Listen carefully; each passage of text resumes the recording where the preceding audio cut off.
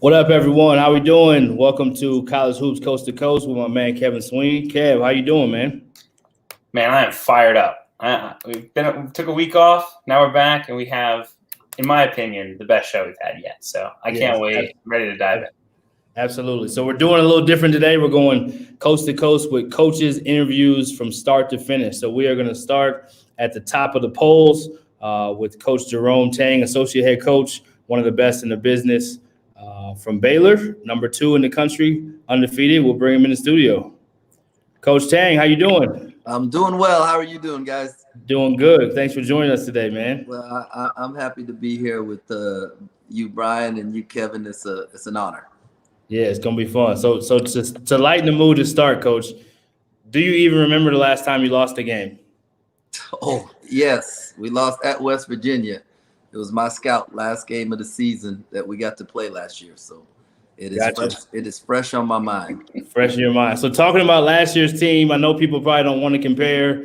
It's nice when you have that luxury, but you guys broke all kinds of records last year, and then now you guys are doing the same. What is the difference between the two teams, and how much fun have you had this season with this team? Well, not a lot. Freddie Gillespie makes a big difference, and not necessarily on the like the personalities. Freddie, man, he's so funny and he's so quick-witted, and he was really easy. Like, he could make fun of himself, and that was wonderful. Freddie kept you rolling. This group, I don't know that we have as many comedians on this group as Freddie was just comic relief. And so some of them try to be funny. This group is they've got a real internal competitiveness about them, that they compete with everything. Just Uno, shooting games, it doesn't matter. It's really, really competitive within the group. So that makes it fun. Is there a part of the team, Coach, that from last year, a lot of them want to be able to finish what they weren't able to finish last year? Because you have a lot of guys back from last year's team, and I think you broke a record for the first time in the 24 years of the Big 12 that all 5 starters were all conference players. So wow. With those guys coming, I don't know if you knew that. So yeah, I didn't know that was a record, but yes, there's definitely a feel within them that we didn't accomplish what we wanted to accomplish last year, and so we have some unfinished business. Absolutely. I'll let Kevin jump in there. Yeah, Coach, thanks for taking the time. I think the thing that always jumps out to me when I watch you guys is that despite the fact that you're 17-0, you're top of the polls, everybody's talking about you every week on whatever show there is, you're still like a very blue-collar basketball team. You're still on the ground for loose balls.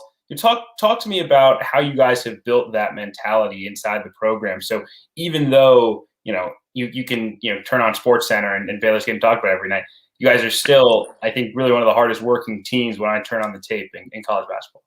Well, yeah, we have what we call the culture of joy, and joy for us is Jesus first, others second, yourself last, and we really try to get our guys to understand that they put somebody else before them, and part of that is when you're putting others before yourself, it's that you're willing to do all the little things, and then when we talk about ourselves being last, we talk about taking the thing that's the most important to you, the thing you identify with, and being willing to sacrifice it.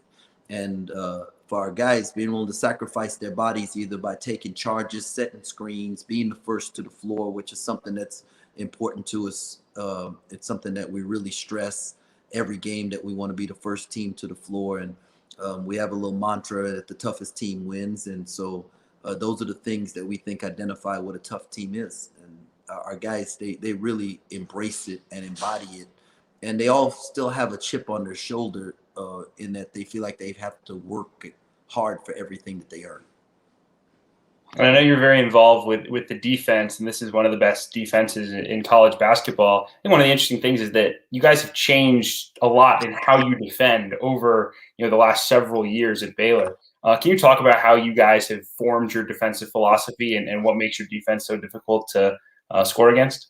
Well, Coach Drew is he's a genius in that his approach is find me the best players, and then we will figure out how to put them in the best situation to be successful. Okay. And so initially the guys we were finding were longer, athletic. And so he was like, the zone was the best way to allow us to have, long athletic guys on the floor at the same time and be successful.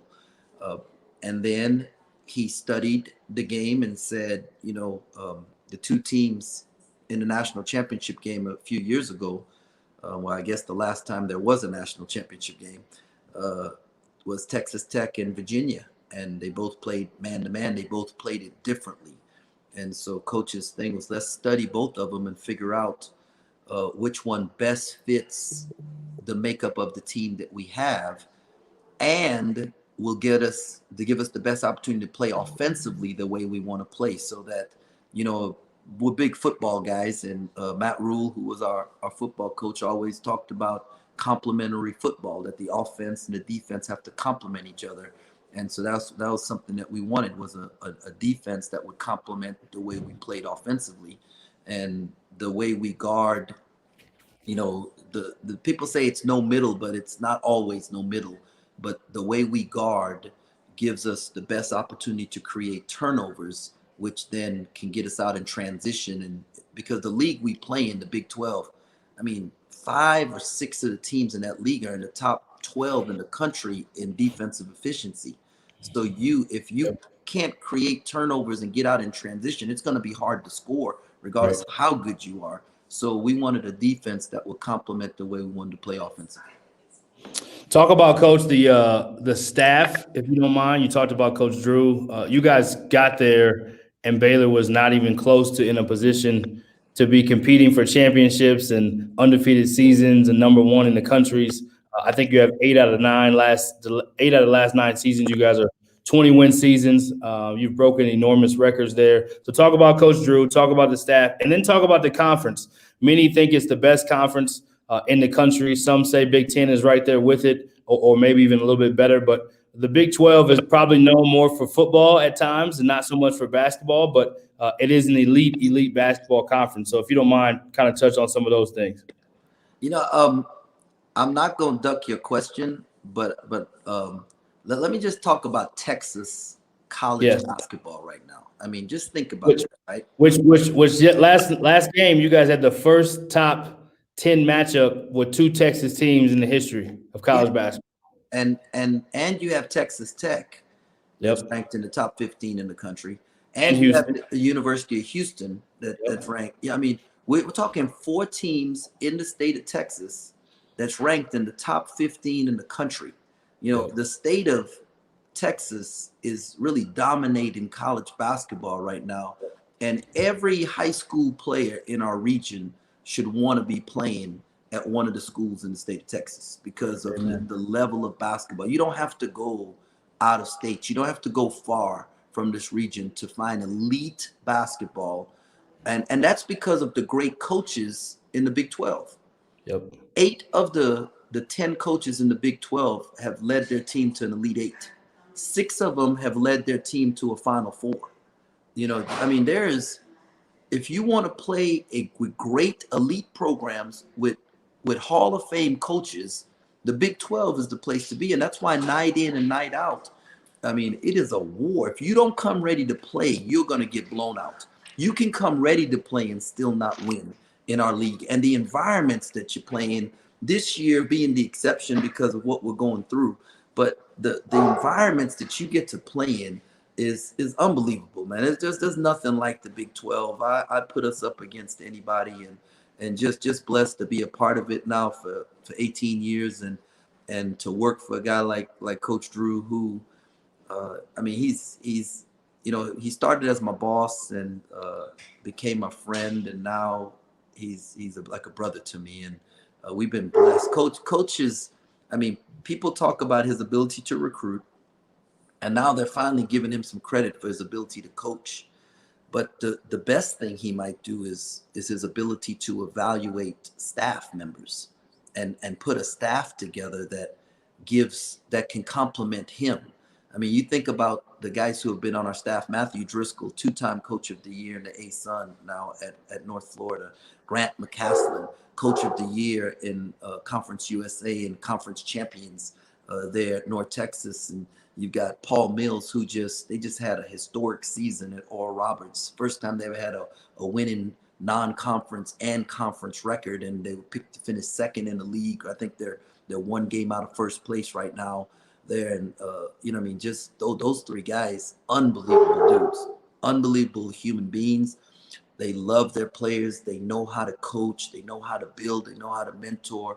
And guys, right now, the two guys on our staff, Alvin Brooks III, right, and John Jacobs, this is the best staff I've ever been a part of. These dudes, they are elite. I mean, they make my job so easy. Let's tell you, I walk in and I listen to them talk about basketball and how to approach things and player development and really team building. You know, guys, they really pay attention to body language and attitudes and just the whole team building process. And it's like you're in a college class and I'm getting a PhD on how to really approach this thing from all different angles. And I'm just so blessed right now. They are not just like co-workers with me. I mean, we are friends. We are family. I mean, if you ask me on a day off, Coach Tang, who is it that you'd like to hang out with? I would want to hang out with the guys I work with. That's awesome. And many times in college basketball, not always, but many times when you have a day off, you want to get away. Right. So that says a lot because you spend so much time together. Yeah. Coach, if you don't mind, I'm gonna read off a few things. So, 18 seasons at Baylor, 6 NCAAs, 4 Sweet 16s, 2 Elite Eights, NIT championship, 26-4 last year. 5 consecutive weeks at number 1, which is the longest streak by any team outside of Kentucky. Big 12 conference record, 23-game winning streak. All 5 starters were named All Big 12 for the first time, as I said, in 24 history. And then these names, you got NBA players: Quincy Acee, Pierre Jackson, Corey Jefferson, Perry Jones. Isaiah Austin has an asterisk because he would have been an NBA guy, so I'm adding him. Quincy Miller, Jonathan Motley, Royce O'Neal, Torian Prince, and Epe Udo. So, and most of those guys, Coach, weren't 5-star guys. Yeah. Most of those guys were. So when it comes to player development, when it comes to the success, and then we'll talk about you a little bit. Before you were there, you had a nationally ranked program. You've been rated number 1 by your peers as the best assistant coach in your conference. So talk about your experience with Baylor this 18 years and all of those names and all those successes and what's that's been like now that you're sitting at number 2 in the country, arguably number 1, haven't lost a game and have a chance to compete for a national championship. What's this ride been like for you, Coach? Man, it's I've been blessed. You know, I'm one of those guys that's probably not supposed to be here. You know, I wasn't a high major basketball player. You know, I just love Jesus and love people, and God put a calling on my life to impact young people's lives. And then he focused it away from being behind a pulpit and moved it onto a basketball court. And, you know, that's the platform that he gave me to provide this ministry, you know, and along the way, we've been able to have these great young men who were willing to open their hearts and their minds to becoming better men and becoming better basketball players. God blessed them with the physical ability and gave them an innate desire to want to be better. And we just happened to be there to help along the way, you know, and the blessing of being around those guys. And you said Epe and Quincy, and both of those guys came back to our game. They were at our game at Kansas when we played Kansas at home. Yep. And Quincy brought his son and Austin to the game, you know, and it was Austin's first college game, you know. And just to know that you're at a place long enough to see the guys that you coach bring their children back, and to have those guys every summer, except this past summer because of the pandemic, come back and spend a week in Waco. You know, guys like Torian Prince, who and Royce during All-Star break, they're millionaires. They could go anywhere in the world they want to during that All-Star break. They choose to come back and spend a day or two in Waco, Texas. Wow. You know, and we always say people don't come back to buildings; they come back to people.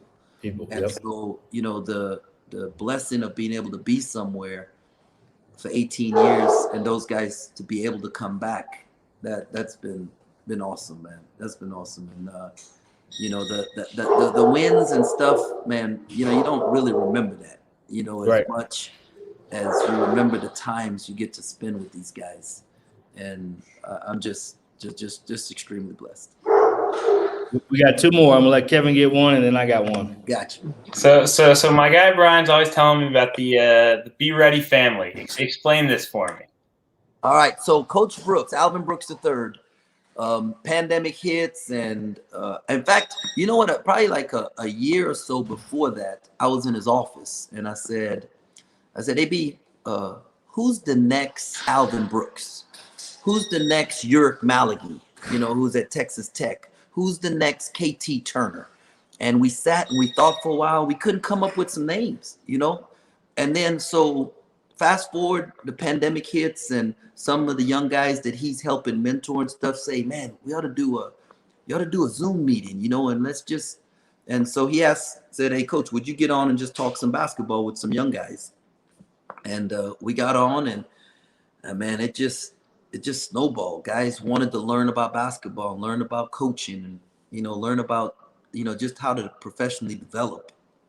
And so, excuse me. And, you know, we thought it would be a 45-minute conversation. The first time it turned into like 3 or 4 hours, and then it went to a couple times a week. And now we have a group that they follow us. You know, we follow each other, how we're doing during the season. We check in on each other. We pray for each other. You know, it's just turned into a really great family. And it's not just, and now if you ask me who's the next one, we've got a group of them, got a group of young guys who are going to be incredible coaches. They're going to do tremendous things. They're going to be not just assistants, they're going to be head coaches, and they're going to run their own programs and win national championships. And, you know, I mean, just really do some things. And there's some young ladies on there that, you know, I'd never really thought about having a young lady on my staff if I ever became a head coach. And now it's something that I'm seriously considering, just being around these high quality, way more talented than I am people who have probably given more to me as an older guy and inspired me more than I've ever been able to give to them. So I'm just blessed to be a part of the Be Ready family. Yeah, absolutely. It's been a blessing to me. And to be honest, largely to why I'm doing what I'm doing now, you know, comes from, it started with, I call him the pioneer, AB3, jumping out there, making big things happen. So you got to tell us one funny story. You talked about last year's team, Coach. You had a lot of comedians on the team. So either from last year or from your 18 years at Baylor, from something that happened during the pandemic, something that happened on Be Ready, whatever you got for us, give us something funny before you go. You know, it's crazy. I was just texting with Matthew Driscoll, right? He was that's the dude, right? He's like, I know Coach Drew's the guy, but Coach Driscoll was the one. I mean, he like kept the staff in line. He helped teach us how to be good assistant coaches and you know, how to really serve Coach Drew. And we were recruiting this kid who was transferring from UCLA named Ryan Wright. Right. And we watched some film on him. He's super athletic, 6'9". And so we're going to the airport to pick him up. Right. We get to Dallas and, you know, park, and we go in and we're waiting at the where the people come out at the baggage claim area. And this 6'9" kid, but he has like some dreads almost, light-skinned kid comes walking out from the fight. And Coach D is like, I think that's him. And I'm like, no, Coach, that's not him. I'm telling you. He goes, no, I think it's him. He said, how many 6'9" guys are going to be on a flight? So he hides behind a column, right? So the kid can't see him, and he says, Ryan. And so we're looking to see if he like looks, and then Ryan, he yells like, And the kid doesn't respond. I hit him and I say, Coach, I don't think that's him, man, because the kid, Ryan's darker than that kid. And so he's like, so sure enough, like 3 or 4 minutes later, here comes 6'9" Ryan walking out. And we are just dying laughing because he's sitting there hollering, Ryan. So that's one of our funny stories. And he actually just texted me about it earlier today. Do you remember this? And I was cracking up. But we've had some really good times. I'll tell you, Paul Mills is another funny one. The first recruiting trip he went on with Coach Drew, right? Yeah. He's driving Coach Drew's Escalade, and Mills has a lead foot, right? So Mills is flying. He hits a bump, and Coach Drew's the fender in the front of Coach Drew's Escalade hits something and is hanging, but nobody knows this, right? So Coach goes into school to South Oak Cliff High School to see Darrell Arthur and Kevin Rogers, right? And so Coach wants them to see his Escalade, right? So right. I guess it was after practice or whatever, and they're walking out together, and here comes Mills pulling around the corner, to show the Escalade, and the bumper is hanging. And Coach Drew's like trying to get Coach Mays to take the boys back into school so they don't see his bumper hanging, and Coach calls on the phone to tell us the story, and we're just dying laughing. And so Mills called me while Coach he goes, man, I got a speeding ticket with Coach. We ended up at the wrong school, and the bumper's hanging on the Escalade. I think I'm gonna get fired. Hey, but the good thing is, Coach, you did get to recruit. You did get Kevin Rogers. Yeah, we did get Kevin Rogers. So the hanging bumper worked. No doubt. Well, Coach, you guys don't have a hanging bumper right now at Baylor. You guys are rolling. Keep up the great work. Such an honor to have you on, man. We really appreciate you taking the time, and we'll let you have any last words before you go. Hey, Brian, Kevin, appreciate all y'all are doing for basketball coaches everywhere, and the platform that you're giving us to be able to just share and impact and just keep up the good work. And let's just stay social distance and wear our mask and think about, if we don't do it, how it's going to hurt somebody else. And if we think about our neighbor more and we think about ourselves, this whole world, country will be a better place. So thank y'all very much. Absolutely. We got a couple comments, Coach. We got a couple comments. People jumped on there. Daryl Jacobs says, great stuff, gentlemen. Coach Stephon Leary says, my man JT doing a great job. Well, we go way back. Creative coaching podcast. Culture isn't easy, but you guys make it look easy. Stephon Leary jumps back in. He says Heritage back in the day. Talk about Heritage Christian. He knows all about it. And then we got another one. Pastor Tang is on it, man. Hey, that's the Be Ready family right there. Yeah, there it is. There it is. So, yeah, I had to show you a couple of those before you left, Coach. But thanks so much. Tell Coach and the staff we said hello, and good luck the rest of the way. Keep up the great work. Thank you, fellas. You blessed. Awesome stuff there from Coach Jerome Tang from Baylor. And I'll let Kevin say a few words, and we'll bring in our next he'll introduce our next guest. Hold on. Kev's on mute. It's one of the best. I was just saying, I texted Brian. I was like, man, I don't know how that guy's not a head coach. Like, look, he's loving what he's doing at Baylor. He's doing an incredible job. I don't know why he would look anywhere else, but if anyone was looking, if I was an athletic director, pick up the phone, man. But that's all I'll say. Let's bring in our next guest. I think we might have a break before it, but we do have Coach Luke Yaklich from UIC, the head coach there.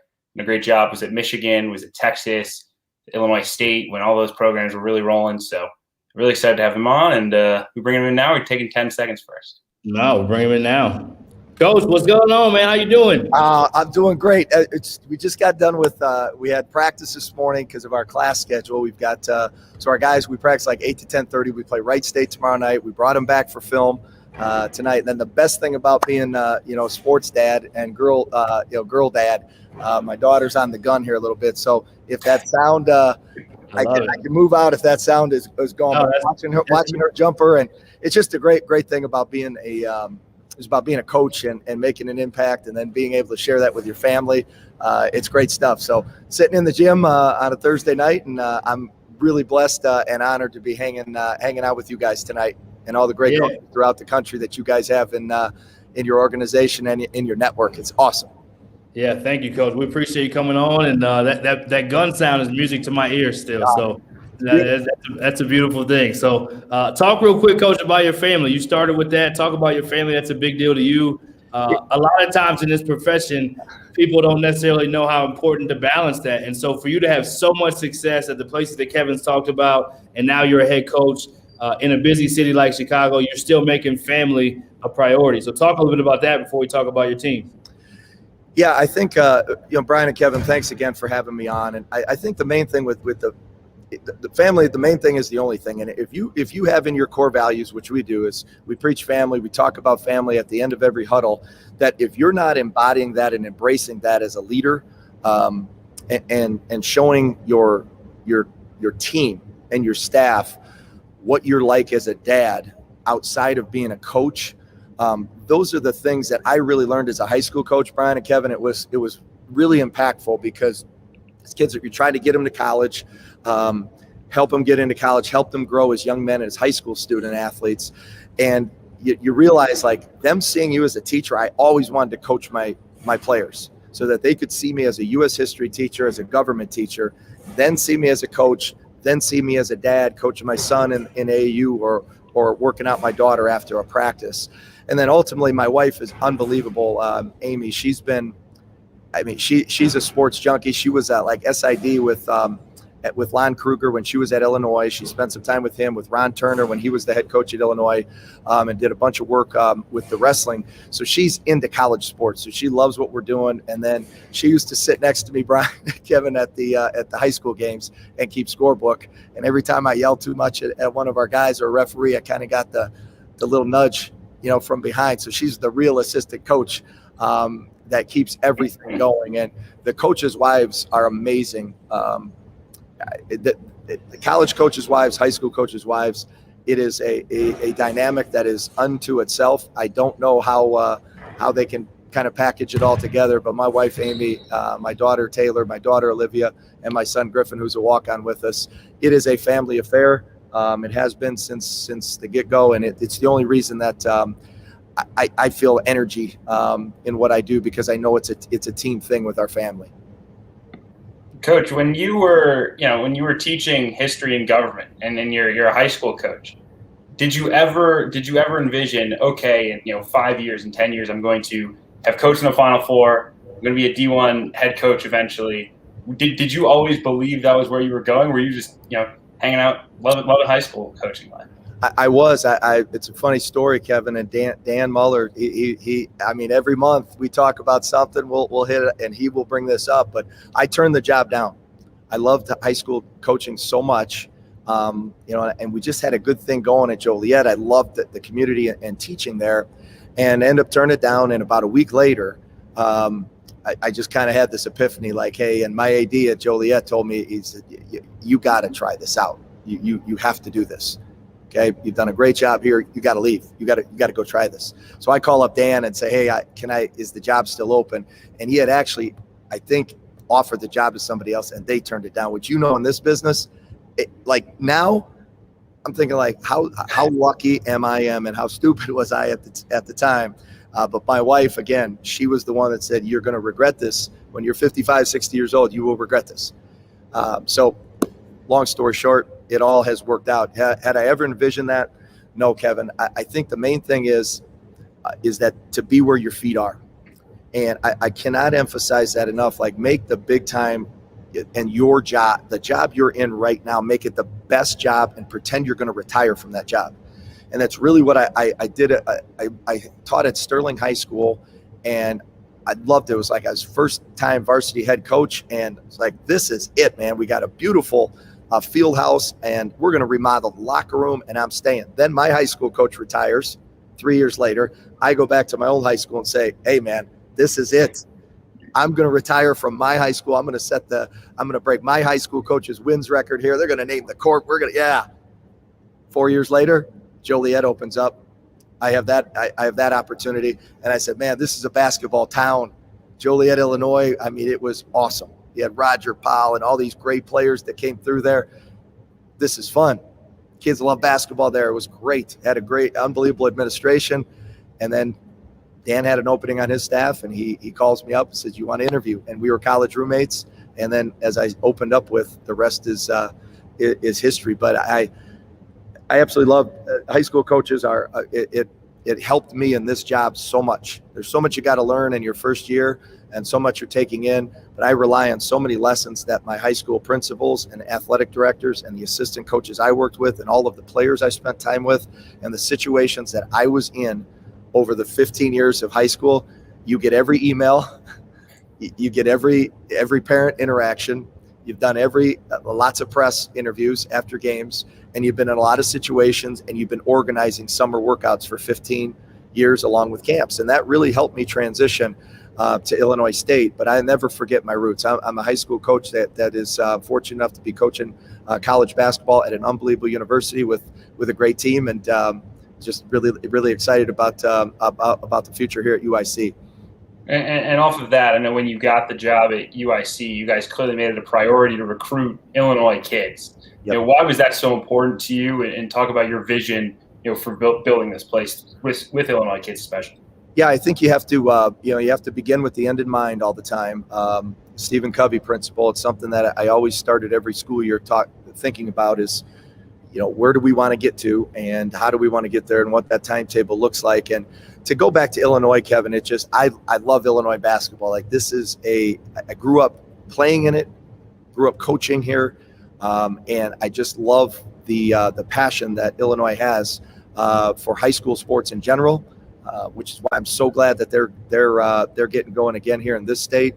But obviously at UIC, we want to be a school that in-state student athletes look at and say, man, that's a place that we want to go, and that's a place that you can get a great education and then have an unbelievable basketball experience. And fortunately too, with Chicago, you're able to recruit all throughout the United States because of the recognition of the city of Chicago. So there's that kind of a strange dichotomy with that you have your local student athletes, but you also have to realize that you also have these a vision beyond that too. So we really want to have roots in the state. I absolutely love what Illinois basketball is all about on a college level, high school level. It's just Friday nights in Illinois, walking into a gym with some popcorn and scouting a game. Like that's some good stuff. That's what it's all about. Now, Texas guys, I'm a Texas guy. We probably argue, even though it's supposed to be a football state. I know. But I will ask you this, Coach. You've worked for some of the best. You've spent some time in Texas. Yeah. At Texas with Shaka Smart. They're having an unbelievable year. Unreal. Coach Beeline and his run at Michigan while you were there, unbelievable time, unbelievable run. Illinois State, same thing. So what do you take from those experiences? I know you already are a great basketball mind. You're known for so many specializations as a coach. What is the things that you really want to establish early on in your foundation there at UIC? Yeah, well, it's the buzzword, Brian, that everybody says, but it's culture. And, there's the culture code, that book. Yeah, great book. Yeah, I read that and I just said, like, this is, you can't, if you read, 12 different books, and you got a bunch of different ideas, it's really important. I guess the one thing that, kind of going into what I learned so far as a first-year head coach is that first, nobody had a plan for COVID, and it's right. Like it's entirely its own dilemma. So the book that I had in this perfect little thing that I had when I become a head coach, I had that Microsoft Word file on my computer for 6 years, and I look back and none of it had COVID in it, and none of it had the pandemic. So the art of the pivot. Literally and figuratively in basketball is very, very important. And I had to pivot a little bit. And I ultimately said, you don't know how many games we're going to play this year. Told the staff, I have no clue which way our conference season's going to go. You're talking about this back in October and November. But what are we going to be like at the end of the year? And the key thing is you want to have your roots in your culture, so that when these guys leave and have a chance to go back home and visit their families, which they will need to do in April and beyond. It's just that they leave understanding that when they come back, they know exactly what it's like when they walk through the door. And our core values is something that we talk about each day. You hold people accountable to your culture, teach our coaches how to implement the culture. And again, it's every single day that you're together, you have a chance to move the needle. And that's really the vision I have every single day, because I really don't know what's going to happen. You can get a call in the afternoon and say, Coach, we're on pause because we've got this. Or, Right. Coach, the other team can't play. Right. At the end of the year, you have to have a semblance of consistency in something. Right. So what we're teaching defensively, what we're teaching offensively, is that all the way perfected? No, we've had some injuries. We've had, obviously, like everybody, dealing with COVID. But all of that said, just excuses. The bottom line is you have a chance to interact with young men and our student athletes every day. And our goal, Brian and Kevin, is 1% better as a student, as an athlete, as a player, and a young man. Let's move the needle in those 4 areas, 1% better, with the Atomic Habits mentality by James Clear. It had our staff read that book this summer. And then Another great one. Yeah, and then along with that, Chop Wood, Carry Water. Those 2 books have kind of been the bedrock of our foundation, of our program. And then we're just trying to breathe life into all of that. And then at the same time, just keep the guiding principle. Are we helping guys get better as students, as athletes, as players, and young men? And you have a strength and conditioning coach that's on board with that, and our trainer. Right. Then you've got, your academic network that's on board with that. And then obviously on the floor as basketball players, and then everything in coaching is about improving young men. So it's been fun. It's ups and downs, and I've made mistakes and looking back and say, but that's part of it. And I'm really blessed to be here at a great university, a great city with a great administration. And it's fun. It's fun to come in here every day. Absolutely, Coach. Well said. I can tell you're reading a lot of great books, Coach, which is awesome, and you're living by those as far as your program. That's great stuff. Tell a quick. So Kevin's going to come in and ask one last question. Yeah. But I got one before him. So tell recruits or people that may not know about UIC. Tell them something that you would want them to know about the school, about the program. You've talked about the culture a lot, and then talk about the Horizon. Tell us something that you've been surprised or impressed with the Horizon League. I spent a little time in that league myself, so much better basketball than people give it credit. Oh, absolutely. So, if you don't mind speaking on those 2 things, UIC and the Horizon, then I'll let Kevin get the last one. Yeah, well, I'll tell you, on the Horizon League, like every league, the best league our league is tough. Everybody says that. The hardest league in the country is the one that you're in. The league you're in, yep. I think Stan Van Gundy or Jeff, I was at one of the Coaching You Live clinics. I think he said that, and it stuck with me because we say it every single year, no matter where you're at. But we have a group chat of coaches in the Horizon League, text message group chat, and then we've done the administration and the executive staff within the Horizon League has been amazing in this transition, and then guiding us through this and allowing us to kind of go back and forth about different things and talk about different things when we really didn't have all the answers to everything yet because you couldn't. So I just really, the leadership, the head coaches, the camaraderie that's there, and then at the same time, the competition that is available, on Friday and Saturday night, and then the quality of play on a night-to-night basis has been great. And it's every step along the way you grow as a coach, and you grow in your understanding of the game and how to teach it better, and you learn and you steal from everybody else that you coach against. So that's been a big piece of it. At UIC, we're one of the top 20 most diverse campuses in the country. We have students from over 64 countries and have 80 plus majors. It is a dynamic school that has a really diverse population, and then it's centered again right here in the West Loop in Chicago. We have unbelievable facilities, and Brian, the thing I was surprised about and Howard Moore was here, okay, along with Al Biancalana, who was his assistant, and then God bless him, Donnie Kirksey, who was an assistant as well, that passed away recently because of COVID. I knew those guys well, And I came up here to team camp, and I'm sitting here literally. I just realized I'm sitting like on the court right now, and I coached a high school team camp against Marion Catholic when Tyler Eulis was playing. He kicked our butt about 5 times. Yeah, he kicked a lot of butts. But it just the idea here is you saw the facilities, but when you get down to it and you come on the visit, then you get into campus. Like, we have a great dorm that's like it's 100 yards from on-campus apartments for our guys that are 200 yards from the practice facility. We have a practice facility. Our locker room and weight room, film room, and team room are getting remodeled.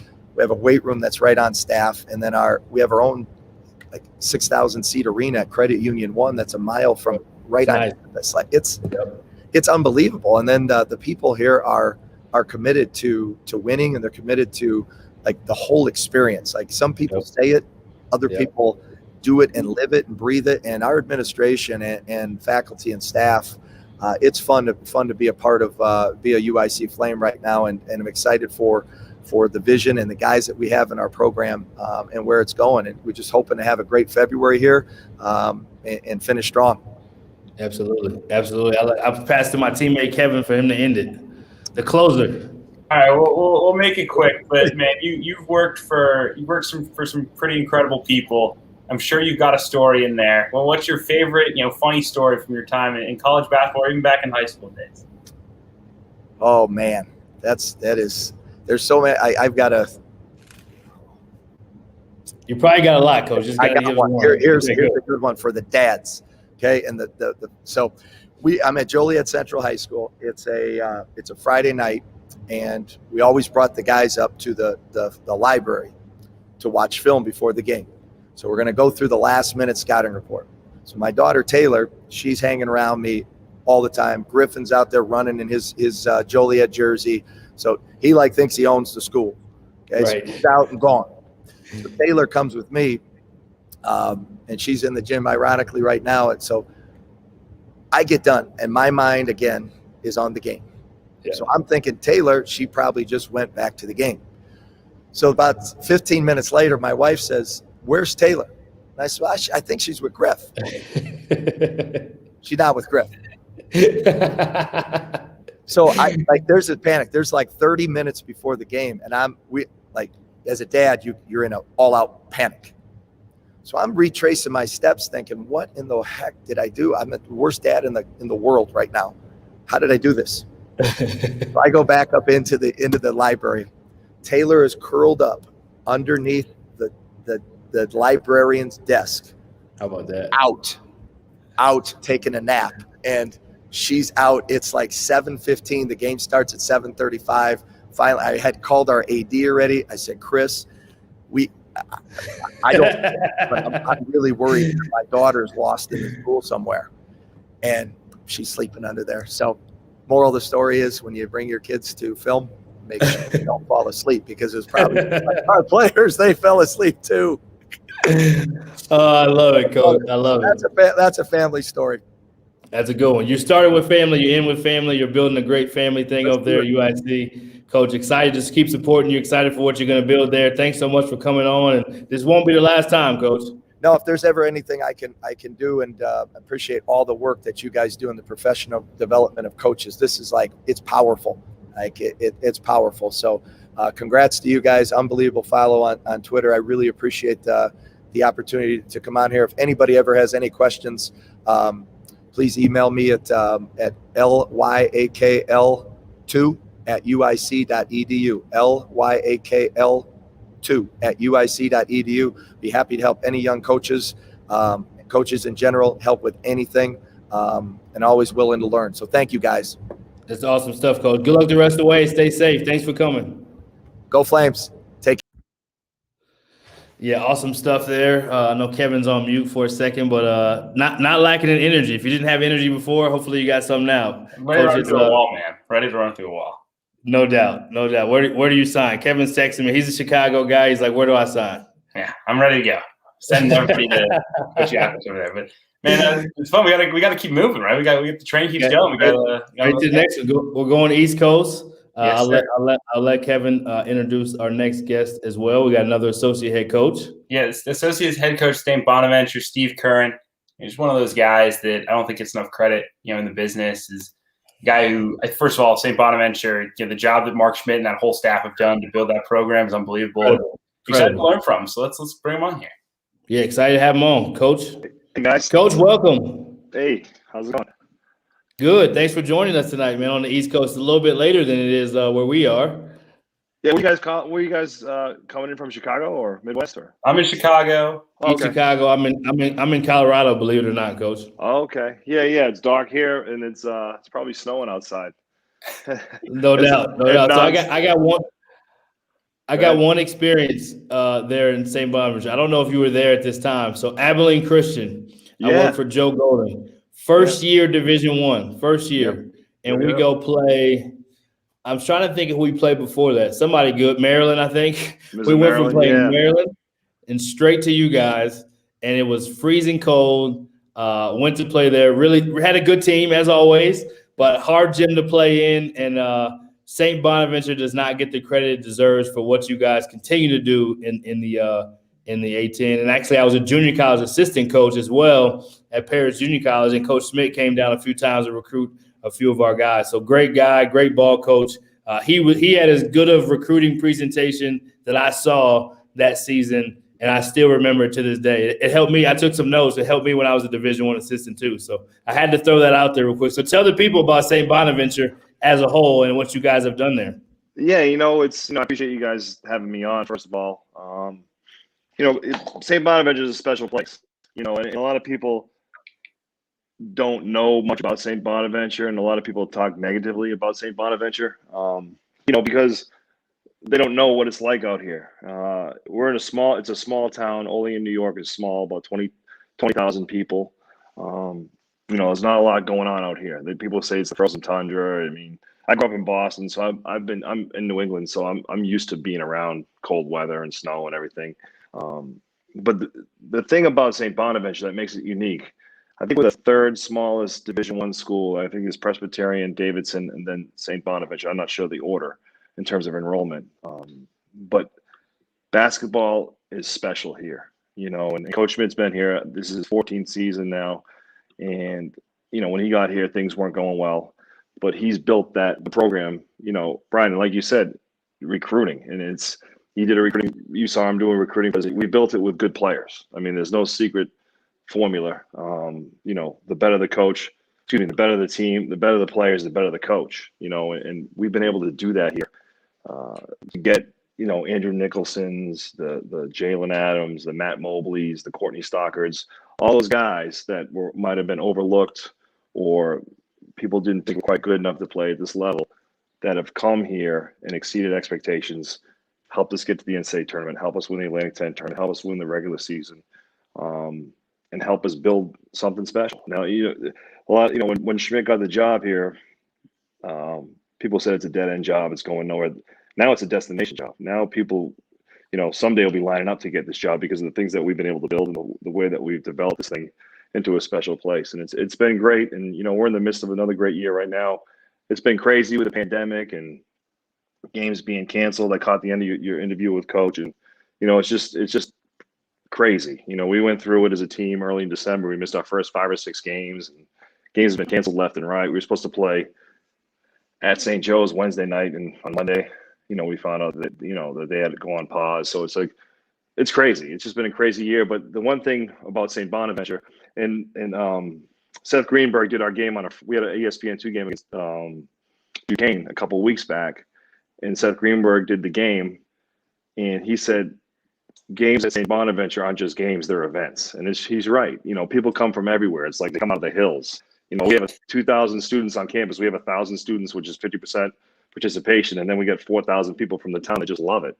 So, this year it's been crazy. Everywhere I go, people are just like depressed and they can't come to the games. And it's just been so crazy. But, hopefully we'll get back to normal. And this time next year, we won't even be, talking about the pandemic, and we'll have great crowds again like we usually do here. I will also endorse that the fans for St. Bonaventure, whether they're on Twitter, at the games themselves, they're crazy. Some of the best in college basketball. Coach, I got a funny mentioned- story. I can mention the Go ahead, fans to go you. ahead. So when I was at Robert Morris, I was working for Coach Schmidt, and we came up here to play on a Friday night. And this was back, I think it was Anthony Solomon's first year as the head coach. And the student section here is crazy. So we're on the bench, we're going back and forth. We were playing well, we were ahead the whole game. And the student section is right across from the visitors bench. And they were screaming out, isn't it? Because Robert Morris is located in Moon Township, if you guys didn't know that. But it was on Friday, it was trash day. And they knew it was trash day in Moon Township, Pennsylvania that night. And they were like, take out the trash, it's trash day in Moon Township. And they're screaming at us. And we ended up, Marcus Green went off and scored like 7 points in a row. And we lost the game by 2 on Anthony Solomon's first game way back when. But yeah, the fans are absolutely nuts. They toe the line on terms of, crossing that line. But for the most part, I mean, Danny Hurley got hit with, we were playing Rhode Island a couple of years ago in 2018, and Danny Hurley got hit with 2 empty nip bottles. And the second one we got teed up for. It was crazy, but yeah, no, the fans are nuts, absolutely nuts. Yeah, it's an unbelievable fan base, and obviously something you guys can sell in recruiting. But I'm curious, in recruiting, you mentioned you guys have found a couple of guys who made the NBA at St. Bonaventure, and you had to find guys who were under the radar. Jalen Adams was a guy who was not recruited at the level he should have been. Obviously, how have you guys gone about evaluating guys and consistently bringing in kids who other programs in your league didn't offer, and then they come in and they score 1,500 points for you guys? Yeah, I mean, part of it's luck. I mean, you just got to trust what you're seeing, trust the people that you've been around, that you believe in. And a big part of that too, Kevin, is player development. I think that's huge, especially at a place like St. Bonaventure. We're not going to beat out VCU or Dayton or St. Louis for a kid, or schools comparable to that level. We got to find kids that maybe like the MAC is recruiting, or the MAC, the Ohio MAC, or the East Coast MAC, or take a transfer from a Northeast conference like Matt Mobley came from Central Connecticut and scored 1,200 points in 2 years here. And then we got to develop them. We got to get them here, and we got to develop them. And I've been around great assistant coaches and Coach Schmidt, our strength and conditioning, and we develop these guys. One of the things I meant to mention when we were talking about St. Bonaventure, one of the things that attracts these guys, we have kids from all over, from California, from Florida, from New York City, from Jersey, and they like to come here because there's no distractions. People kill us because we're located maybe somewhere where it's not the ideal destination, but there's no distractions. Guys that come here are serious about basketball, and then we push them once they get here, once they sign with us, and once we get them on campus, that there's not a lot of distractions. There's not, there's no big malls and no big, big time restaurants or whatever in the area. So there's not, you leave the classroom, you can make a right to go back to your dorm, and you can make a left to come to the gym. And most of our guys are fortunate enough like to make that left-hand turn and come into the gym, get shots and work, and and just try to get better. And we've been fortunate enough to do that. The Jalen Adams thing is funny. When I saw Jalen play in high school, I didn't think he was good enough to play here. And we had a good relationship with Pat Clatchy. And when the Jacksonville thing blew up, he was going to go to Jacksonville, University of Jacksonville. Pat called us and said, give this kid another chance. We got him. We signed a junior college kid to play ahead of him. And by the third game, Jalen Adams took his spot, and the junior college kid ended up transferring, and Jalen, the rest is history. But I think it's player development. It's working hard. Hate to be cliche, but it's working hard. Turning over every rock. Trying to find kids with a chip on their shoulder, and just once you get them here, you got to work with them. You got to develop them. They're not going to be the finished product when they get here. You got to be able to see what that kid's going to develop into in a couple of years, and for the most part, it's worked out here. And we got 2 guys right now, Kyle Lofton and Oshun Ashuniye, who's both were D2 players coming out of high school. They went to Putnam Science, a big-time prep school up in Connecticut, won a national title. They were coached by Tom Espinoza, who coaches the team like a college team. And when those guys got here, they were battle-tested, and they were freshmen, along with Kyle Oshun and Don Welsh. Those guys were all freshmen. We got off to a horrible start, but they led us to the Atlantic 10 championship game in the Atlantic 10 tournament. We lost in St. Louis. But, we're fortunate enough to get older guys, prep school guys, junior college guys, and kind of just mixed it all together. And comes out like a beautiful souffle. And talk me through. I mean, how much benefit has it been for you guys, especially in this crazy pandemic season, to have the experience? Kyle Lofton's a junior, but I mean, he's been playing there. I'm convinced for like 6 years. Like the guy does not age, and Welch has been there forever. Like you guys are just an old team without a single senior. I mean, how has that been for you guys this year, having so much experience? And you think that's a big reason why you guys have been so successful? Yeah, you're right, Kevin. We're very fortunate. Those guys, they've been through it. I mean, we're practicing. Our practice to game ratio is ridiculous. Like we played 10 games and we probably had, I don't know, 120 practices up to this point. And so those guys are mature. Those guys can handle it. And they can lead the younger guys and the new guys and kind of get them through it. Kyle is a warrior. He'll be one of the best point guards ever to play here at St. Bonaventure along in the Atlantic 10. And, he and June and Dom all have a chance to make a lot of money playing this game. And, we got the kid Jaron Holmes, who another JUCO kid that played for Billy Gillespie at Ranger College, made it to the finals, the National Junior College Championship game at Hutch. Had no Division I offers, had D2 offers, and then he came to St. Bonaventure. He has 3 years of eligibility, and he's been, another kid that's been amazing. He played for Billy Gillespie. Billy Gillespie is probably one of the best coaches ever defensively, and now he's at he took a Charleston State. Yeah, they're like the number 1 defensive team in the country, I think, or right there. So it's been great. Those guys are leaders. We've had some kids opt out or quit just because of the pandemic and the way the things that it just does to some of these guys. But for the most part, we've been able to stay the course and, adjust to the ups and downs and the disappointments of games getting canceled. Or, we went through our little COVID deal early in the season and we got through it. And, knock on wood, it doesn't happen again. Coach, you kind of already gave us a funny story when it comes to the fans. So to tell us one last thing before we let you go, that you would like people to know about St. Bonaventure. If you have some words that describe your culture, what would you want to know about the program? Because it's not everybody can play in every program, and not everybody can make it out there in St. Bonaventure. So you guys have figured out a niche that makes sense for you guys. So what would you kind of like to end with if you had to say some last words? Yeah, one of the biggest things that, Mark Schmidt is one of the best offensive coaches in the country. I don't think he gets enough credit for the way he game plans and the way he, the way we run offense. I think if you're a good player, we're going to get you shots. If you're a good, if you're good in certain situations, we're going to make sure we put you in those situations offensively. It's the support that you get when you come to St. Bonaventure is second to none.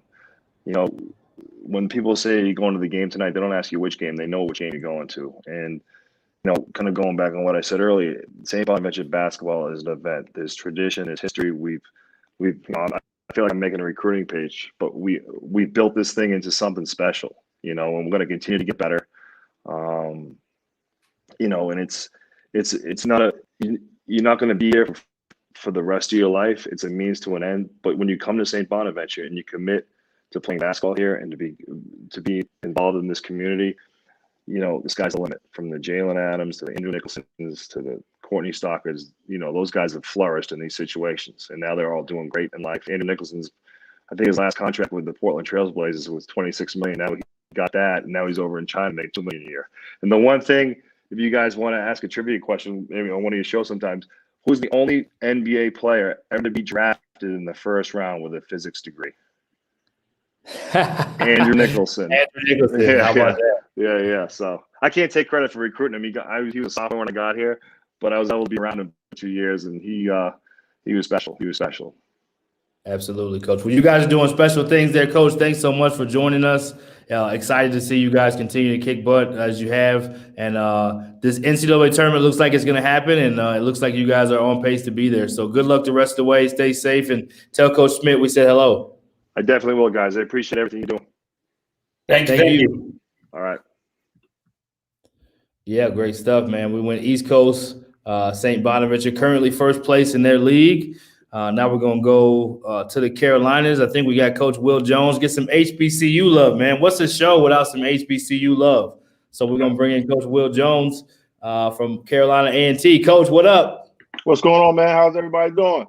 Man, we fabulous, man. We're fabulous. How about you? Oh, man, I can't complain, man. Can't complain. Feeling good right now.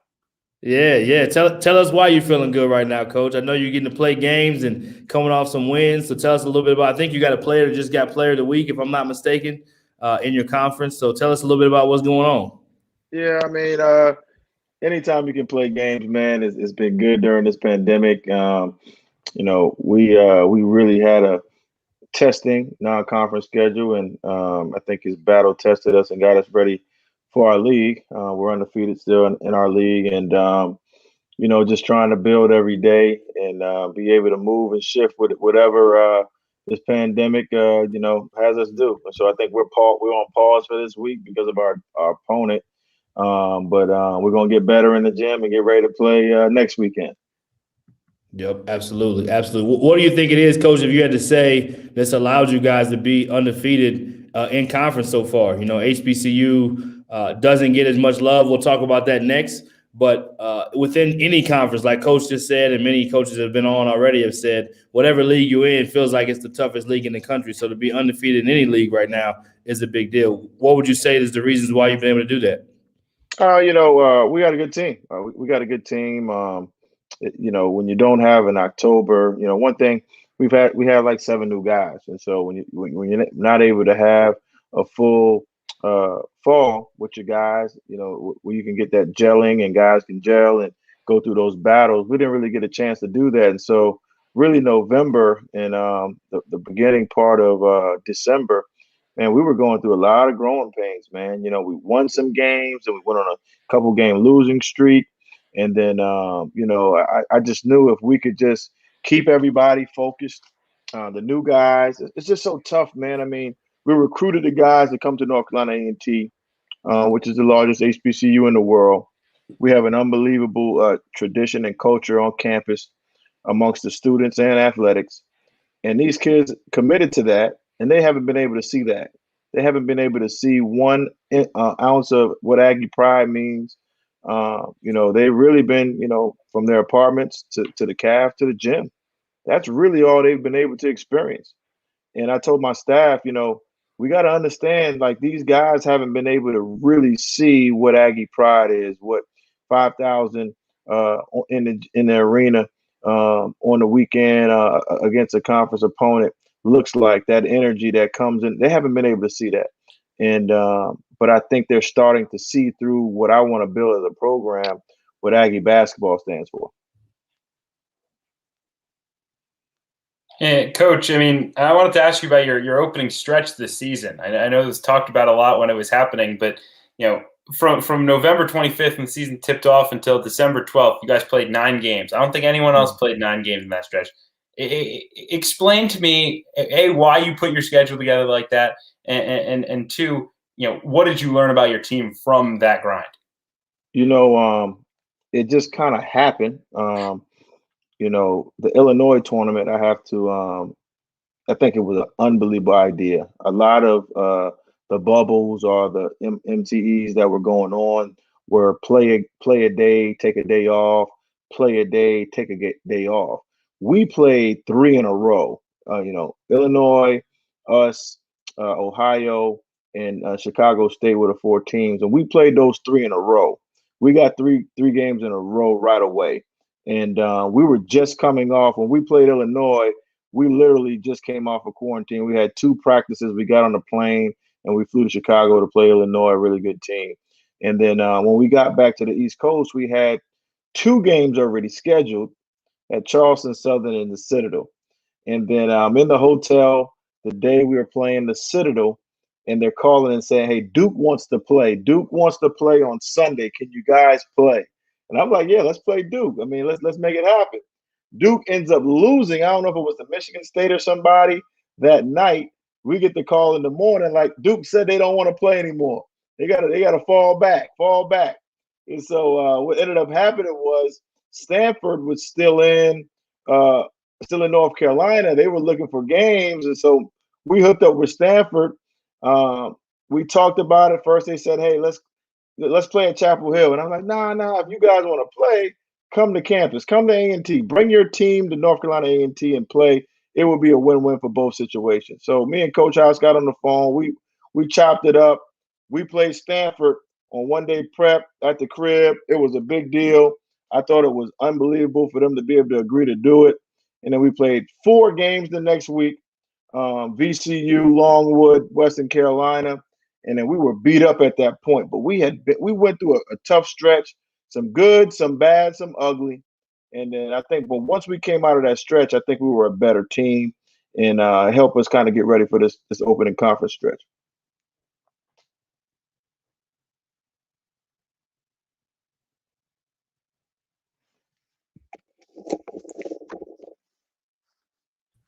Kev, I think you're on mute, Kev. That was muted. It's my bad. You're good. You got a little truck going by. I was trying to keep the nice to minimum. I was just saying, your guards are terrific.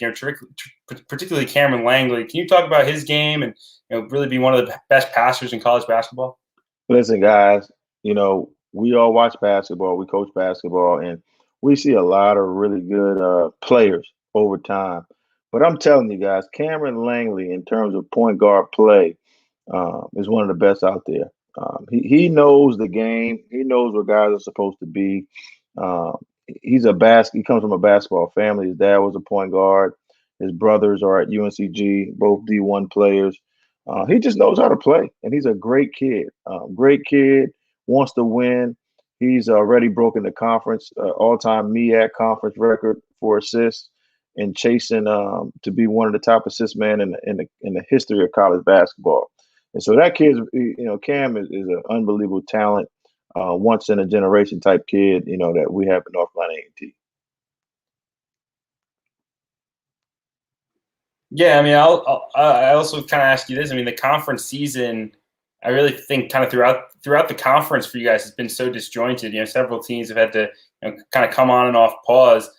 How have you dealt with that with your players? How have you kept everybody in the right mindset of like, hey, we don't know when we're playing, we don't know who we're playing, but we're just gonna be ready to play when the game comes up. We've just been as creative as we can. This team is deep. I really, what we've done the first week that we were on pause, we split our team. And so one team, which I call the white team, they practiced together the entire week. They didn't see the gray team. And the gray team practiced together. They didn't see the white team. The scout team was in alternating the practices to have some live play within the two teams. And we actually played a real game scrimmage that Saturday. We brought in real refs. They all had 2 different game plans. And they came out and we played a real game to keep us in some type of rhythm. And when you have 2 teams, both teams, scored 60+ points, and that's splitting your team up. It was an unbelievable scrimmage. It shows how deep we are. And I think during this pandemic, when you're playing these back-to-back games, and both games, it's really helped us stay fresh and be able to put new guys in the game and not have a whole lot of drop-off. And so we're using that to our advantage, and hopefully it can help continue to keep us in the driver's seat in our league. Yeah, when you have good guard play, Coach, it always goes a long way, especially at the point guard position. So I know you're having a lot of fun coaching your squad, excited about what you're doing and making some noise, man. That's what it's about, especially for HBCU. It's a great time. So talk about, before we let you go, one funny story and then one great thing about what you love about some of the attention that HBCU schools are starting to get. Man, it's one of the funny stories is, you just had Coach from St. Bonaventure's on here. I'm the guy who recruited Jalen to Jacksonville. How about that? We signed Jalen to Jacksonville, and him and his his AAU teammate Timmy Bond, and we look back and Cliff always says, "Man, was it the NBA?" You know what I'm saying? Like it in the league at that time in the Atlantic Sun, you had Dunk City going on. Yep. You had Mercer. The year we signed Jalen, had beat Duke in the first round. Yep. And the league was just so talented at that time, man. It was really, really talented. And it was funny. I was listening to the story. I was like, man, this dude, he went up to St. Bonaventure, man, and just dominated. He dominated. Man, I'm sitting there, but man, if we would have won, if we would have messed around and stayed at Jacksonville, I might not be a head coach right now. Things work out so differently, man. But Right. like I said, I've been on the PWI side. I worked in JUCO. I worked D2. I worked a lot of different places. I played college basketball at South Carolina State, which is an HBCU. And when I got into the business, my prayer, was, I asked God to really give me an opportunity to be one of the best I could be, and have a chance to have an impact. As somebody who played in the HBCU, I wanted to have a chance to be, a college coach at SEC level. What would be my opportunity? And you go through this business, the ups and the downs, who gets jobs, who doesn't get jobs, and you climb this ladder. And you're like, man, I might not ever get the chance to be a head coach in the SEC or the ACC. Man, you got to have some type of line, some type of connection. And through circumstances, I was able to get this job at North Carolina A&T, which happens to be the largest HBCU in the world. Really trending in the highest of positive academics, student enrollment in every aspect. And I'm like, man, I'm gonna be, I'm the head coach of North Carolina A&T. It's at HBCU. Let's make this job the best it can be. And then 3 weeks later, the school announces it's going to the Big South, and I'm like, man, now, we're going to be in the Big South. We do what we need to do here. I can be a head coach in the SEC. I could be a head coach in the ACC, depending on how successful we can make this program and doing it the right way. And so, that's a story. It might not be funny, but you just got to keep trusting in what you're doing and keep believing. And you never know what the possibilities are going to open up for you, because I would have never believed, I thought, hey, man, they say, hey, you get stuck in HBCUs, you get stuck, you just got to trust what you're doing and let God take control and see what happens at the end of the day. Amen. Amen. Well said, Coach. Well, we're looking forward to keep supporting you, man. This definitely won't be the last time you're going to be on, man. You stuck with us now. So appreciate you coming on, man, and showing us some love, and looking forward to seeing how you guys finish up the year, and praying you get that breakthrough to get to go dancing, man. It's always something special when you get to do that. It would be unbelievable. That's my goal. And I would love to cap this last year in the MEAC off with a championship for my team. Absolutely, man. Absolutely. Well, thanks so much, Coach. Appreciate it, man. Okay, thank you, man. Thank you. Will Jones doing a tremendous job there at AT&T or A&T, with them being in first place. AT&T is a phone, he got a point guard dropping dimes like he's working for AT&T. So very similar. But great stuff. Great to have him on, and we're gonna keep moving right on down the line. Go holler at Memphis. We're gonna go to the AAC, the American Conference, and bring in Jermaine Johnson, assistant coach for Penny Hardaway. Jay, what up, man? How you doing? What's going on, fellas? How you doing? We're good, man. We are good. Hold on, let's make sure we get you in there. We got you in there. Okay, we're good now. So I see you got the beanie on. It must be cold there. You guys are playing at a high level, doing your thing. Coach Hardaway just signed a new contract extension. Some people were probably jumping off the bandwagon, if we want to be honest. You beat St. Mary's early. Everyone's excited. Went through life that happens in college basketball early, but now you guys are 7-3 in conference, right there at second place behind Houston. Already beat Wichita State, who's right there with you, playing some great basketball. So talk a little bit about how the season's been and how you guys are sitting in second place right now. Well, I appreciate you having me on, Coach.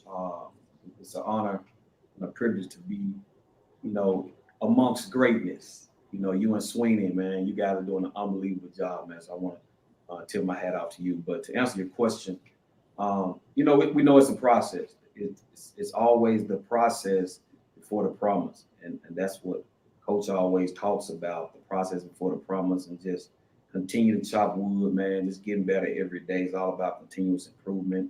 And don't look at the standards, man. It's about being 1-0 every day.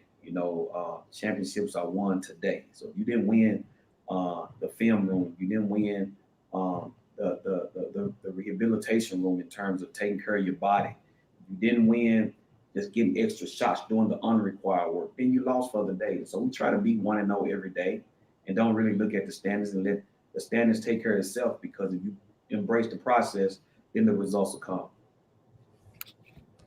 Yeah, well said, Coach. Well said. So I got to jump into Memphis's own. Coach, you were a high school coach there in Memphis. I don't know if I have complete accuracy. How many championships did you win as a high school coach, Coach? Won 2 state high school titles, one as a head coach and one as an assistant coach. That's what I thought. So 2-time state champion in the city. Friends with Penny Hardaway from being a high school coach. He was a high school coach as well.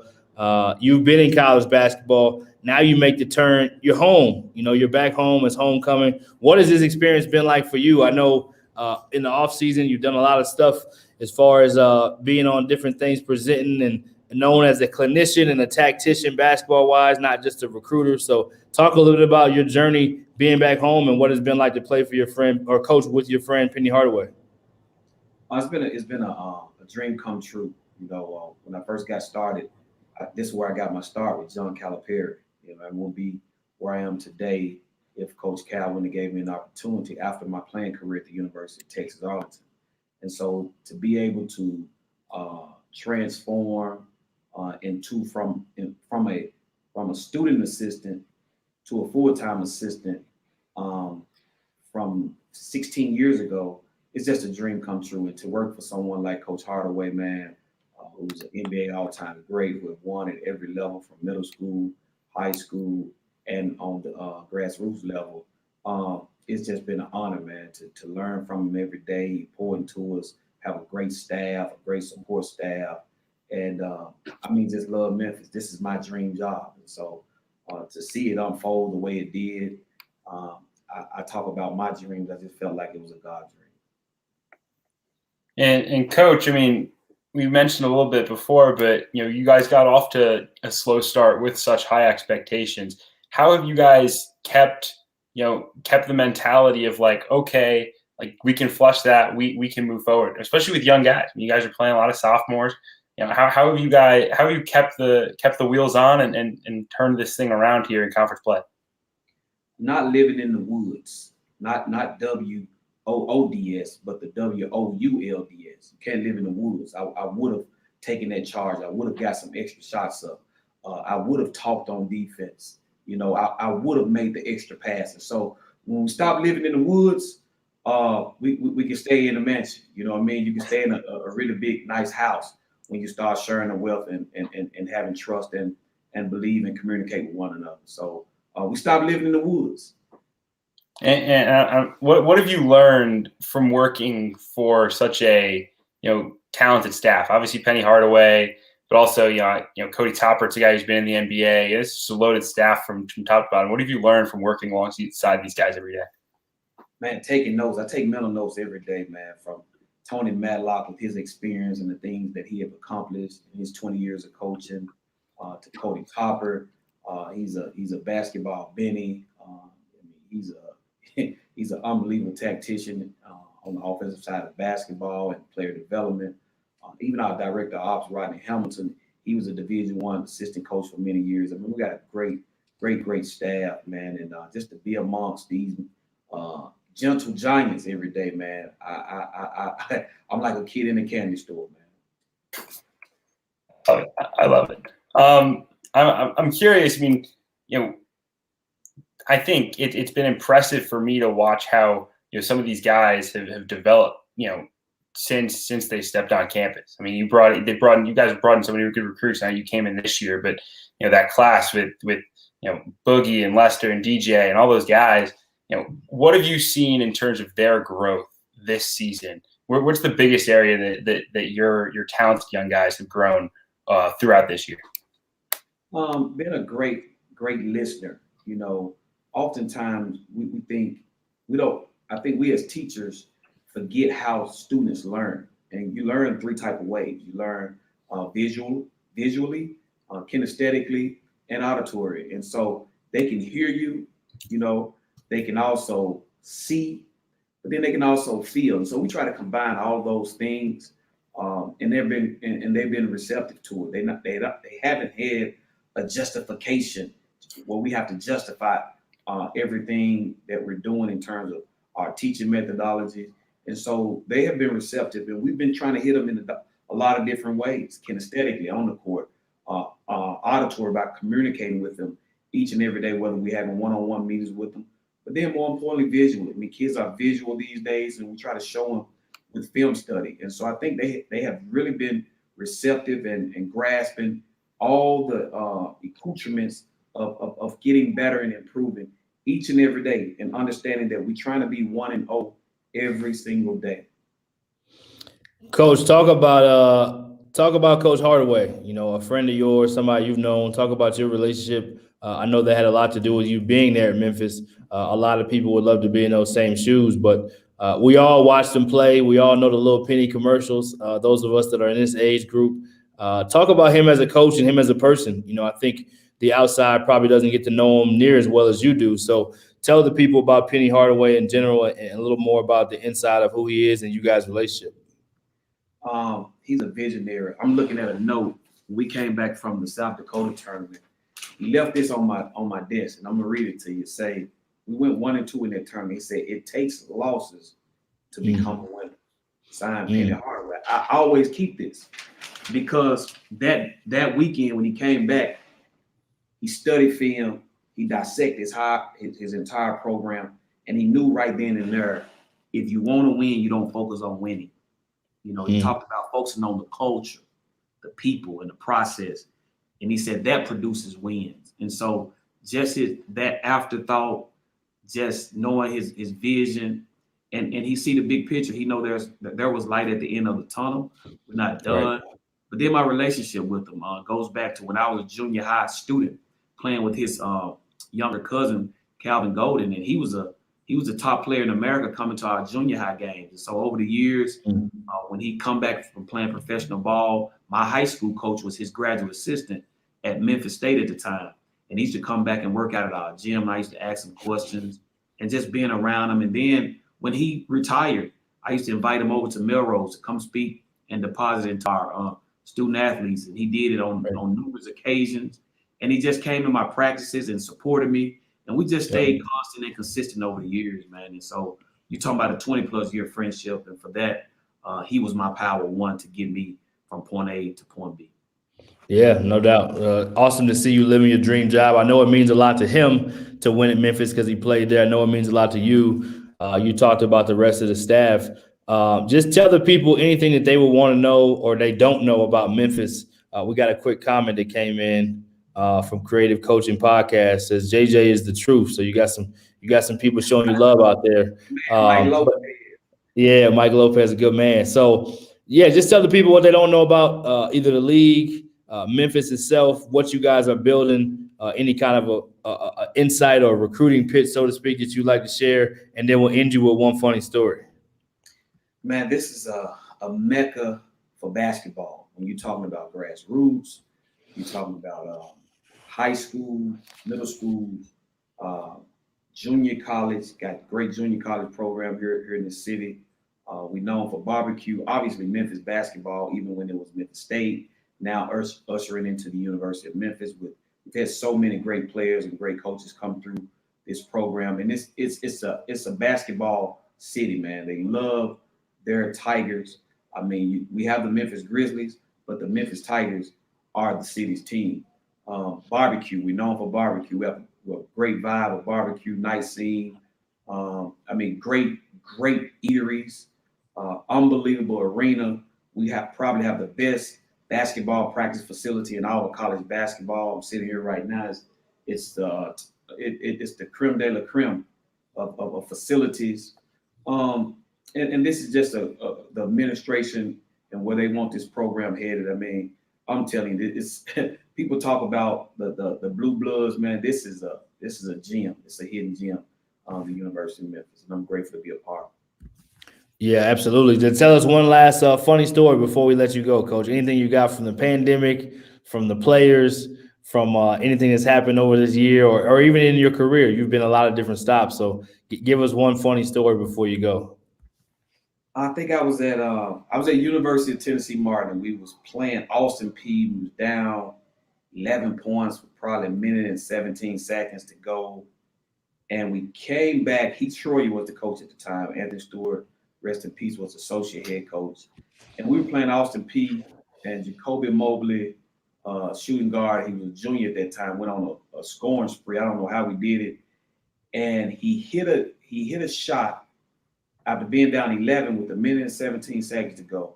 He hit a 3-pointer at the buzzer. I thought the game was just over. I'm like, there's no way we can win. And when that shot went in, I felt myself just falling on the floor, like face first, and the players just liking that thing, man. They laughed, man. Because I jumped up and I just fell on my stomach, man. I couldn't believe it. And man, just was laughing. So I think that's one of the most funniest moments that I've ever encountered as a collegiate coach. So. I love it, Coach. I love it. Well, so happy for you, man. You definitely paid your dues. You started at Memphis. You're back at Memphis. It's home for you. Proven winner as a coach, and you do so much to pour into people. So excited for you and what you're doing there, and you guys are getting it going, and to have the contract and the support behind the University of Memphis being behind you guys and what you're doing is awesome. So we'll just let you have any last words before you go, and good luck the rest of the way. Well, thank you again, man, you guys for having me. But for you, man, you are a hidden gem. What you're doing, you have crossed over into media with no experience. And I just see that's God's favor, man. And, people look at Stephen A. Smith, and you're looking at Mike and Golick, man. You guys are the next generation. I know you may not feel like that's your calling, but you're really good at what you do, man. So kudos to you guys, man. I'm peacock proud, honeymoon happy, and ecstatic for you guys. Appreciate it, Jay, man. Thanks so much, man, and good luck the rest of the way. Thank you, guys. Appreciate you.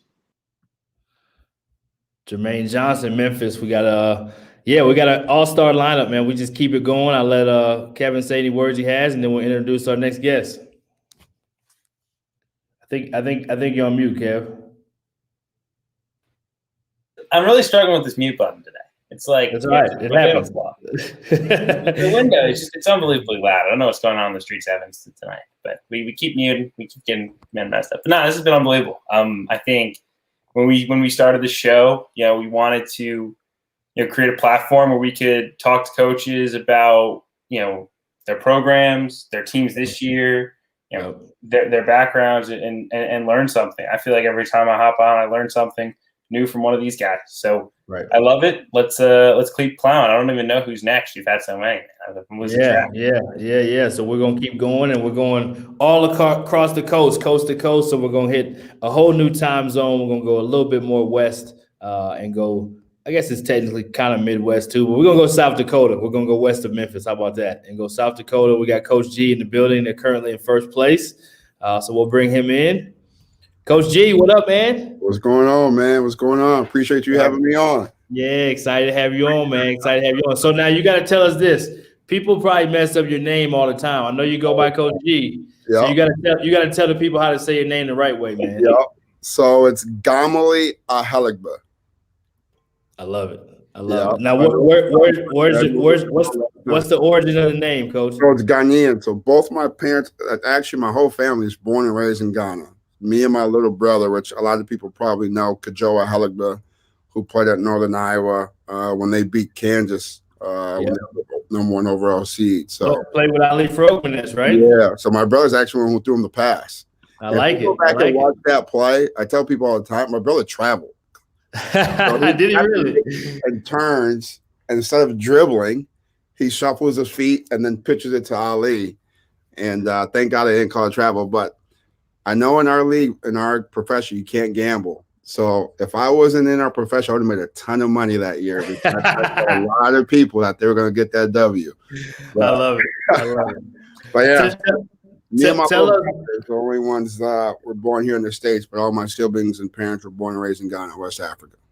Yeah, tell us your story, Coach, before we talk about South Dakota. Tell us your story, how you got into coaching. Tell us anything about your story. You have a tremendous reputation. You've been recognized by this publication and that publication by as an assistant coach for being impactful or whatever in your conference or whatever else. So we know that the respect is there in the industry. Talk a little bit about your journey and how you got into this thing. Yeah, to be honest, my journey kind of really started after high school. When I was in college, I've always knew I wanted to coach, and it started with my little brother, actually. When he was coming along, I could tell he was starting to kind of follow my footsteps with playing. But when I went to college, I wasn't in position to keep helping them. And so I had people step in. A guy named Chris Carr, who's actually an assistant at Kansas State University, was a guy that kind of took him under the wing once I stopped helping him, and a bunch of other guys that I was kind of working with when he was growing up. But so in college, I played at Minnesota State Mankato, Division II school in southern Minnesota.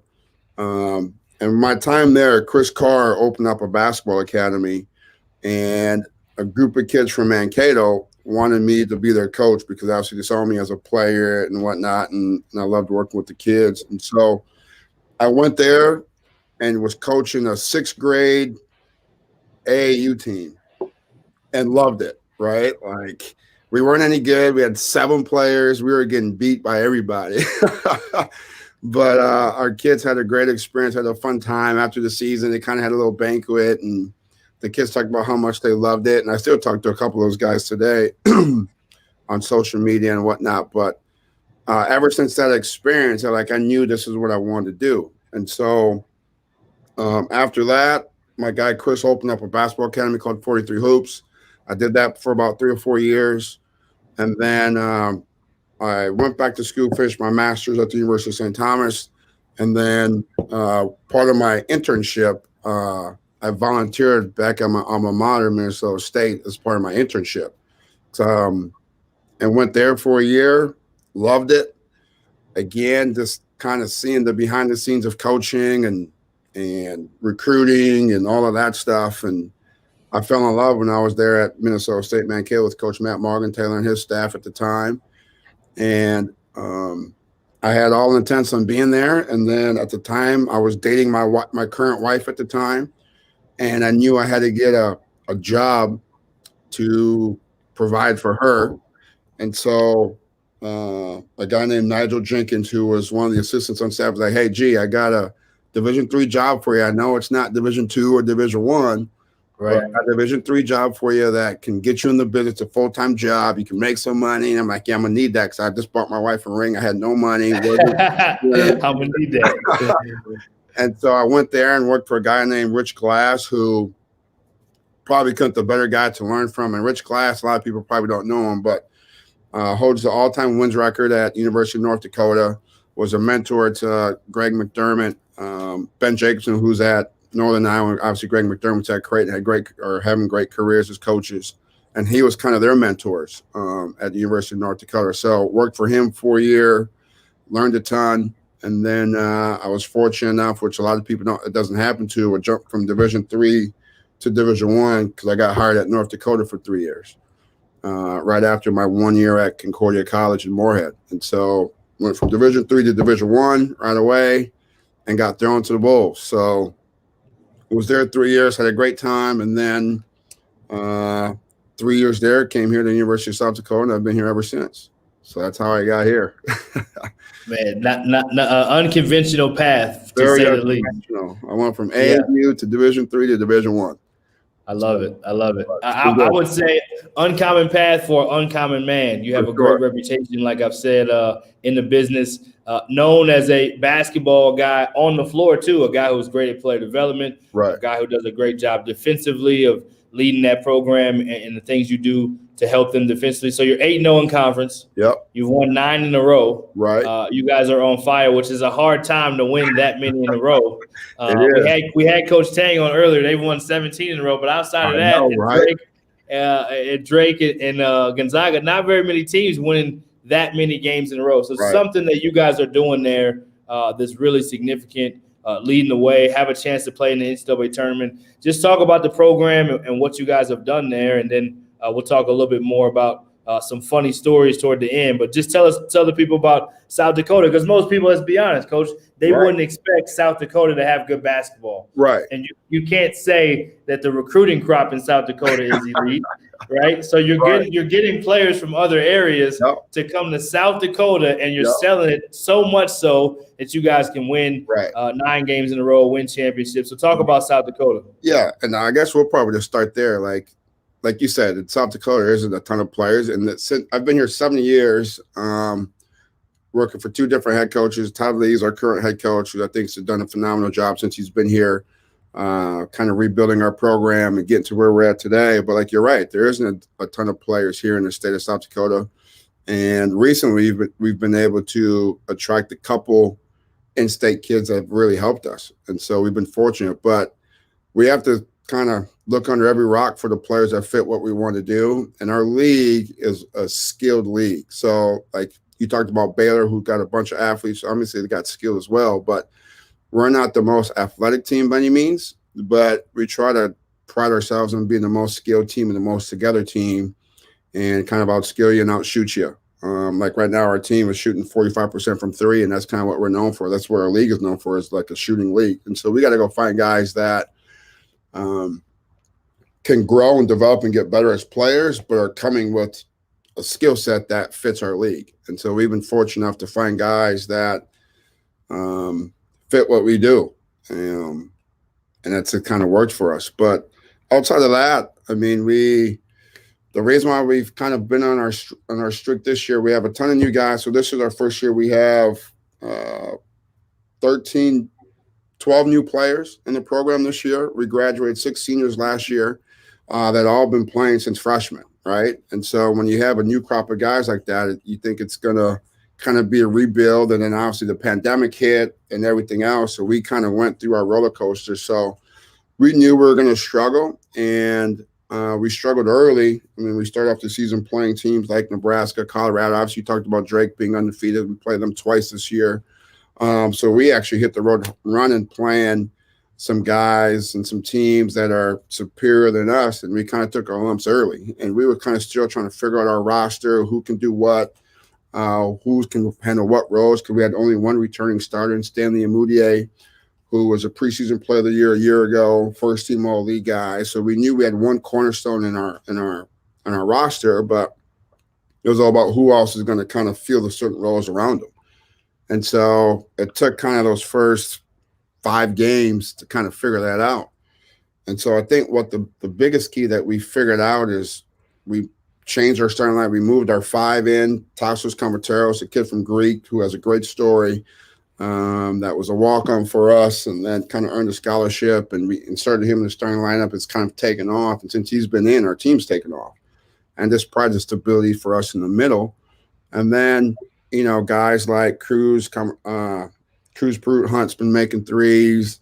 Xavier Fuller, junior college transfer for us from Scottsdale, Phoenix, Arizona, has been making threes. So a lot of guys has kind of stepped up and started performing, and then, you know, we hit the right part of the schedule at the right time, and we've been able to win some games. So it's all hitting, clicking at the right time for us. At the end of the day, you want to play your best basketball in March, and we've been kind of slowly but surely working our way towards there. I wanted to ask you about, you know, the basketball kind of culture in North Dakota and South Dakota, because I always think about, you know, some of these conference tournament games in Sioux Falls and the energy when you're playing these 14, you know, North Dakota, South Dakota State, North Dakota State. I mean, all of those teams have been in the NCAA tournament recently. You know, it's a lot of fun. Like, talk me through the culture between those two states, a little rivalry between those 4 schools. Yeah, it's a big time rivalry. Like, there's no pro sports in the North Dakota or South Dakota, right? So every community within the Dakotas, they kind of follow their sports team or the university team. So we're in Vermilion, South Dakota, which is a town about a little over 10,000 people. And so everyone in the town of Vermilion love USD, love the University of South Dakota. So anywhere you're going to go, you see people wearing red. And so if you look at a program like South Dakota State, it's the same deal in Brookings. North Dakota State, obviously you heard about their football program, won in however many, you know, FCS championships, and then the University of North Dakota, kind of the same deal. There's no pro teams in these areas. So when there's no pro teams, the only sports you're going to follow is your college team. And that's what we've kind of done. And we've been fortunate enough here at South Dakota to have a ton of success and, you know, had fun with it. And so with the conference tournament being in Sioux Falls, I think that one of the big reasons why it's highly attended, one, it's only 45 minutes away from our campus. And it's the same for Brookings. So naturally, that's where all of our alumni and our fan base is in Sioux Falls. So anytime we play there, we're going to have a great showing there. And so because of that, and we've usually finished top half of the league, so there's always an anticipation of South Dakota and South Dakota State playing in that championship game or in the semis and meeting to kind of go to a tournament where we've kind of been the last 4 or 5 years. That fan base continues to grow, and all you see is red or blue in that place. So it's always packed, and one team is always cheering for one team to lose, and vice versa. So that's why our conference tournaments have so much success, just because of our passionate fan base. And you can't we credit those guys a ton for all the success they help us with. I love it. So, looking ahead, you guys have been on such a roller coaster, right? You start, 1-6. You got to keep everybody believing. Now you've won 9 in a row. How do you keep guys from getting their heads too big? That's a great question. And it's like I said, we have a bunch of new guys, and so to be honest, our guys don't know anything, right? So each and every game, and this year, the way the pandemic's worked, and we're playing back-to-backs, kind of once your weekend's over, it's over. Right? So we don't kind of live in the past and celebrating our wins. And, we got Sunday off. We kind of have a light workout on Monday, which is shooting workout. And then Tuesday, we're kind of back at it, competing and prepared for the next weekend. So once your weekend is over, it's kind of over. So you kind of focus and start game prepping and the things we need to do defensively to make sure we're guarding and doing stuff right for our next opponent. And I think that's how we've been able to kind of stay the course and not kind of dwell in the past with our winning streak that we've been on. Because to be honest, we don't really talk about it, because at the end of the day, our goal isn't to win 9 in a row, right? We want to obviously win the league, get a good seeding for the conference tournament. But at the end of the day, our ultimate goal is to get to the NCAA tournament. So our streak has been great, right? Like, it's the first time we've done it here since we've been here, won 9 in a row or whatever our record is. I don't even know it, to be quite honest with you. That's what happens when you win, Coach. You don't even know how many you won. So you've won 9 in a row. You're 8-0 in conference. Yes, I believe that's right. Yeah. Yeah. We won like 10 of our last 11 or something like that. Yep. And so, but at the end of the day, our goal is to get to the NCAA tournament. That's one thing since I've been here we haven't been able to accomplish. We fell short quite a few times. I've had teams that do it, and we just haven't found a way to get it done. But we think we have a group to get it done this year, and we're pretty excited about it. And, we got to keep staying the course and trusting our process and what got us to this point this far. Coach, before we ask you a funny question, we like to end with that one. What is you've been on multiple staffs there at South Dakota. So Craig Smith, if I'm not mistaken, was the head coach that you work with. Yep. He's now at Utah State having success. Most of the time when you're good, you have an option to go with or stay. Right. You've chosen to stay. Right. And then the next guy wanted you there, and you're still having success. So there's a common denominator that's you that says this guy's pretty good. So I can say that. You don't have to say that. But what is your why when it comes to all this? And what do you think it is that's helped you and able to have so much success? Again, obviously your peers have recognized you. Other publications have. It goes without saying, even in this interview, I think people that watch it can see there's a sincerity and a genuineness and an IQ for the game. But what do you think it is that enabled you to be able to win the way you've been able to win and have so much success? And what is your why, Coach? Right. Well, my why is as a player, you heard my story from me. Like, my parents were both from West Africa. My parents weren't basketball players. So when I was coming up as a player, I was kind of just listening to anybody and anyone that would give me advice, good or bad, right? And so I felt like the older I got and the longer I got into it, the more knowledge I got. I feel like I just knew way more that I wish I would have known when I was playing. And so I feel like I helped my brother get through. He ended up playing Division I, playing the tournament, had a chance to go to the league, played overseas for 5 years. I just felt like I had a bunch of knowledge to give back. So my why is I want to give back to the next crop of kids coming up to help them, have an easier path through their career, but more importantly, allow them to know that the game of basketball is just a tool to allow them to have success in life, right? Like, a lot of us kids, when we play the game, all we think about is basketball, but at the end of the day, it's just a game. And so you have to use that game to help you be successful in whatever that is you're going to do in life. And so that's kind of the reason why I approach it the way I do, because It's not all about basketball for me. I want to see our guys grow up to be great husbands, great fathers, just great men in society and in the work field and everything else. And that's the reason why whatever company or business you're in, they love hiring athletes, is because they know about teamwork. They know about facing adversity. They know how to be disciplined. They know how to set their own schedule. They're super self-motivated, right? They know you learn all these traits through the game of basketball. And that's our job as coaches, to help our players understand that, right? And so that's the reason why I love doing it. It's not about the game. Obviously, I love playing. If it was up to me, I'd rather be playing than coaching. I'm 37, about to be 38 here in a few days, a couple of days, whatever it is. But at the end of the day, this is the closest thing to keep playing. And I love mentoring youth, right? And I think the ages of 18 to 21, 22 is that prime time to mold young men into men and be successful men in society. And so that is my why.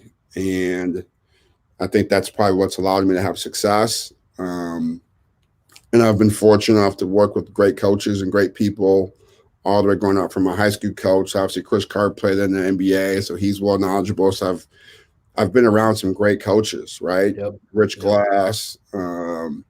When I worked at UND, Brian Jones. So I've been around a bunch of great people and great minds. So it's helped me formulate how I think the game. Obviously, I'm way defensive minded more than offensive minded. And I just think that's what's helped me. Obviously, Craig Smith, you see what he's doing at Utah State, having a ton of success. Todd Lee had success at Grand Canyon, and here at South Dakota, it's no surprise he's having success. He's a bright mind as well. Kind of under that Bennett tree, he's worked with Musselman, and he's kind of came over here and kept what Craig's doing and he's kept it going. So I've been truly fortunate enough to be with some great coaches, and that's kind of allowed me to have the success I'm having. And so that's my why. Obviously, I do all this for my family. I got 4 kids and a wife at home. So, my wife gives me ultimate support to do what I'm doing, and my kids obviously love it. And so that's my why, my family, and just knowing I can help young men become better men in society. So that's what I feel my purpose is on this planet while I'm here. So I love it. Powerful stuff, Coach. What's your funny story? You got to give us one before you go. I know we got our next guest coming in. So whatever you got for us, give us one good funny story before you roll. Funny story? I'm not a big funny story type of guy. But you've been around a lot of good basketball. So around good basketball, funny stories happen. And I know the behind the scenes is some of them you can't tell. Right. Give us at least one funny moment. One funny moment. Player forgot his jersey and he took his shirt off, or whatever it may be. Yeah. So we have a kid on our team right now, Nikola Zizic. He's from Montenegro, and he is 6'11", 250 freshman. And if you don't know him, you're going to seem like, man, this guy is super intimidating, right? He's super big, muscular, physical, but the kid's like a baby, right? He's like a little kid that loves to have fun. And so, and it's kind of funny around our team. And so I can't remember who we were playing. And this is kind of his mentality. So we were playing, and he came in the game because he's a super he's learning how to play the American style of basketball, right? Where he comes from, the game is super physical. If you've seen overseas basketball, you know how physical it is, right? Right. And so he's over here, I'm like, Nikola, you can't do that. It's a foul. You can't do this. He's like, God, this is – and so I can't remember who we were playing. But he goes in the game. He messed up a coverage. He gets a foul. And next thing you know, we're yelling at him like, hey, you got to come out the game. And so he's teed off, pissed. And he kind of throws his temper tantrum like, oh, that's starts cussing his language and doing all that stuff. And we're like, Nikola, like he comes off to the bench. He's like, what is this? Snapping, right? No one knows what he's talking about because he's speaking his language. And he was like, this soft American basketball, I can't hit nobody. Like, you can't hit anybody. Like, you can't do that. And he's like, and then every time he comes back, he's like, I'm sorry, coach. I shouldn't have said that. I'm sorry. And so he's the guy that kind of cracks me up all the time just because he's so passionate and like he's really passionate about just hitting people. And as basketball people, like we want a physical big. We got a guy that's probably too physical. But he's the one guy that kind of gets me laughing every single day with how he approaches the game. But I love it. I love it. So as long as you don't get the pad at practice and the defensive pad on practice, that means you get to get a little. You wanted to play, coach. You say you still want to play. He's probably giving you a little bit of that. Yeah, he does. He's a heavy dude, and so that's my work. I don't lift. I don't do nothing. I just beat people up in the post. I love it. I love it. I love it. Way to stay in shape. So I love it. Well, thanks so much for coming on, Coach. Any last words you got before you go, and then we'll let you go. And best of luck the rest of the way. Yeah. Last word I'll give everyone is kind of the slogan I live by. There's time for everything, right? So everyone has 24 hours in the day. Depending on how you spend your time is what the person you're going to be, depending on how you spend your time and who you're spending it around with. So make sure you're spending your time wisely and investing in yourself and make sure you're growing. And there's time for everything, depending on what you spend your time on. So spend it wisely. I love it. I love it, Coach. Well, thanks so much. Stay safe. Good luck the rest of the way, man. We're rooting for you. All right, man. I appreciate it. Thank you. Yeah, so we're going from Dakota. Great stuff from Coach G. We're going from the Dakotas all the way to North Carolina, going back to the coast. So we got Andre Gray, another guy voted one of the top coaches in his conference. I don't have enough intro time, but I will say you'll see why he's been voted, just like you can see with Coach G, why he's been recognized like he has. So without further ado, we'll bring in Andre Gray from UNCG. Coach Gray, what up? How's it going, fam? You doing okay? I'm good, man. They call him OG Gray for those that don't know. The OG's in the building. So the first thing I'll start out with is my understanding from getting to know you and hearing the story, and I haven't heard the whole story, but you didn't even play basketball. You played football. I actually played a little bit of both. I played enough to get each. I went to Fayetteville State as a football player, and I was terrible. I didn't know I was terrible until I got there. I thought my high school coach did a good job of brainwashing me and letting me believe that at 6'5", I could go to the NFL and not the NBA. So I listened to him. I went to Fayetteville State to play football. Once I got there, I learned if you go and play college sports, you better love it. You can't be doing it for no reason but love. And in those days, that was before all this camera stuff where they counted practice hours. We were practicing like 3 times a day and watching film twice a day. And I was about they were about to kill me out here. I was thin then. I was skinny when I went to college. I was probably about 180 pounds. It's hard for people to believe now because I spread a little bit as I got older. But I lost about 20 pounds in about 2 weeks. I was like, man, this stuff, somebody's going to think I'm on crack or something. I spent 3 years at Fayetteville State, and then I transferred over to Methodist College, which is a Division III school, and I played basketball there.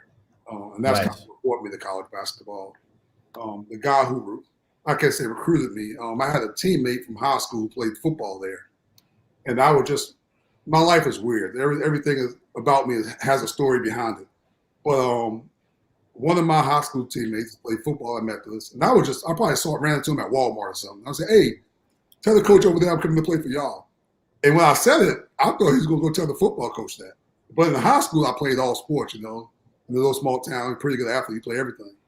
But he told the basketball coach. So the basketball coach called me the next day and was like, hey, Tyrone say you're a good player and you want to come try out. So I was like, I ain't got nothing else to do. Like, hey, I'm going to go over here and try out. So ended up trying out over there. And evidently, I did pretty good. So he invited me to join the team. And I use this a lot, and I talk about it a lot in my recruiting. When I was at Fayetteville State, I wasn't a model student. I was always bright. I could always do schoolwork, but I wasn't focused at all. So going to Methodist, and the coach there at the time explained to me I would get a brand new head start. I'd get a brand new start to my education.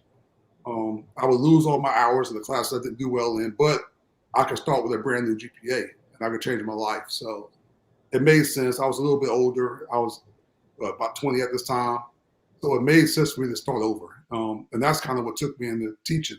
I'm not the average college coach. I'm not one of those guys who grew up wanting to be a college coach. I really thought my only way to make it out of my neighborhood or out of my household was to be a professional athlete. So I didn't know what I wanted to do as a career. But that guy sitting down with me and explaining to me all the different strengths and weaknesses of starting over, and I saw going into education as a way to give back. And my goal at the time was I was going to give me a degree in education. I was going to go back home to my high school and be a high school football assistant basketball coach at my high school, and try to help the kids behind me from my hometown know that there's a chance for them to go to college. There's more to it, because sometimes in those small towns, the teachers and the guidance counselors don't quite know how to advise people like myself who don't have a household that was education based. Awesome, man. That's very powerful. So I wanted to, ask you now you're at UNCG, and Wes Miller gets a lot of national attention for the job he does. Tell us why he's been so successful, and why your staff. Tell me about your whole staff and why you guys have had the run you guys have had the last couple of years. Oh, coaches earned every second of it, man. I've been lucky. I've been blessed to be with some phenomenal coaches, Larry Hunter and Buzz Peterson and Mark Price and some of these guys. But the West is a whole different animal. There can't be many coaches in the world who's as passionate about basketball as Wes Miller is. Like he says that when he's in the shower in the morning, he diagram plays on his shower, and I believe it. Some people say, "Hey, I work 25." I would really believe he diagram plays in the shower while he's taking a shower. He's that into basketball. He's really detail oriented, and the other side of that, he's really personable as well. When we get between the lines, our guys know it's about business. We have a good time with them in some of our drills and stuff like that, but they know that we're going to do everything we can to prepare them for every situation they may face. But then once we leave the court, once we leave the gym, there can't be many head coaches that spend more time with their players individually than Wes, and that's why they love playing for him. They really buy into the stuff that he says. They really buy into our program and our culture. We try to do a great job of recruiting guys that want that kind of attention. There's some of the hard conversations we try to have with recruiting on the front end. Like if you're a guy that don't want people in your business, and if you're a guy that don't really love basketball, don't even waste your time here. like don't waste your time. You're not gonna like us. We ain't gonna like you.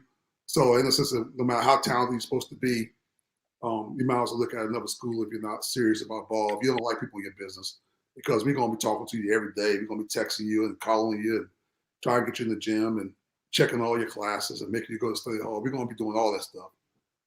And I think part of it is the guys that's been through the program seeing the benefits of that. And that's why we've had some success, because their guys really buy into it.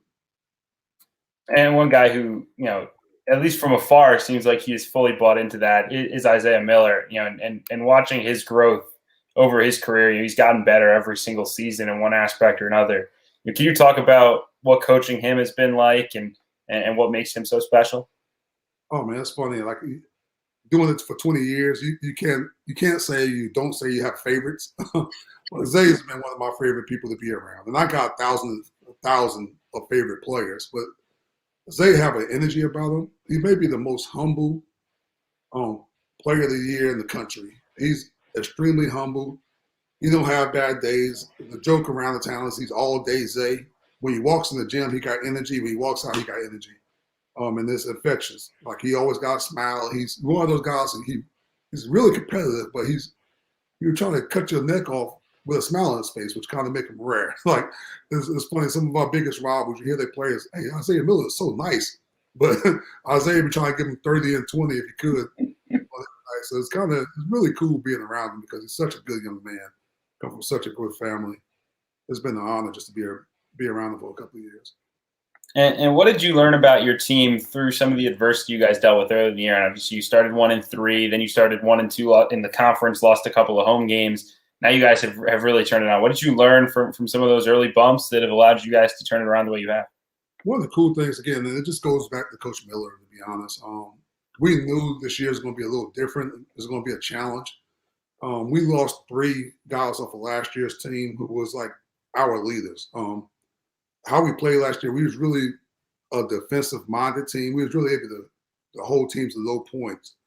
And we knew going into the season that we was going to be a little bit more offensive-oriented.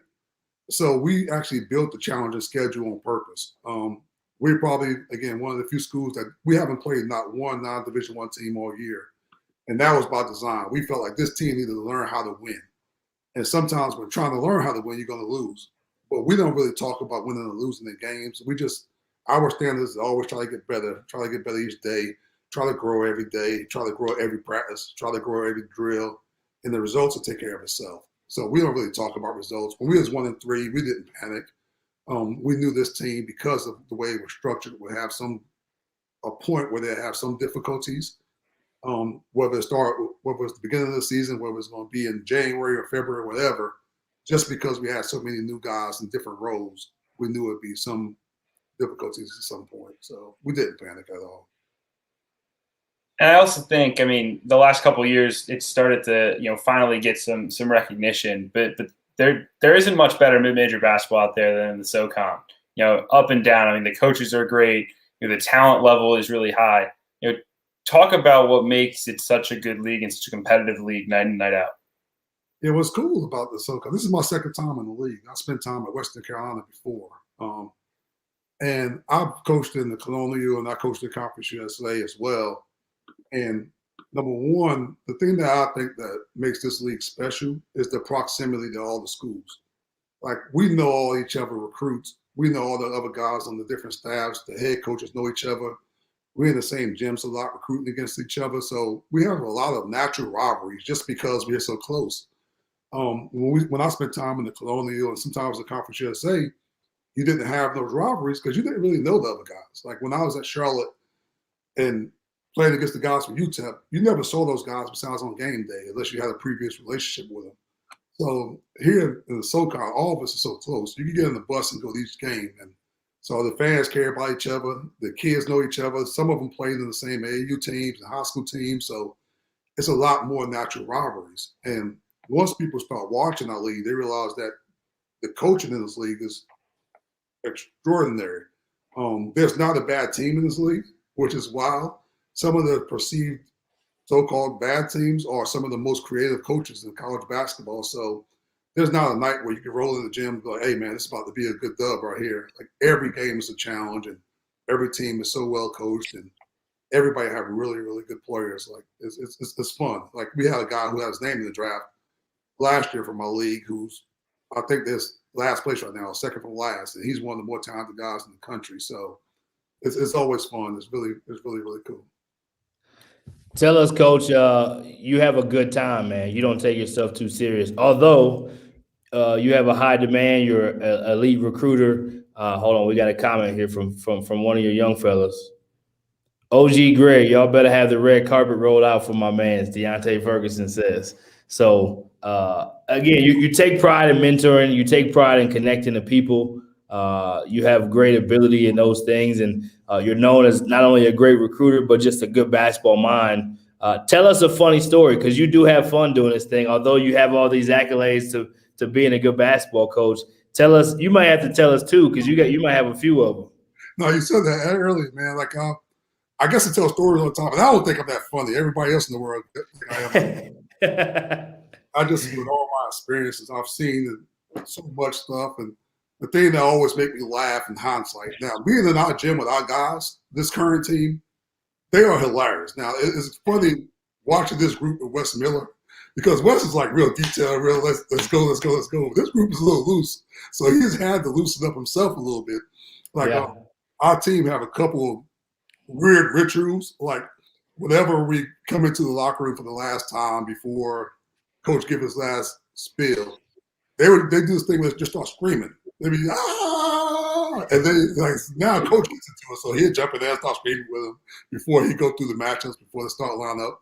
They do the silly thing before games. They call it "keep it up," and we got to be the only college basketball team in America that does this. They take the thing on basketball, get in a big circle, and Isaiah Miller gets in the middle of it, and they bounce the basketball off of their head like a soccer match.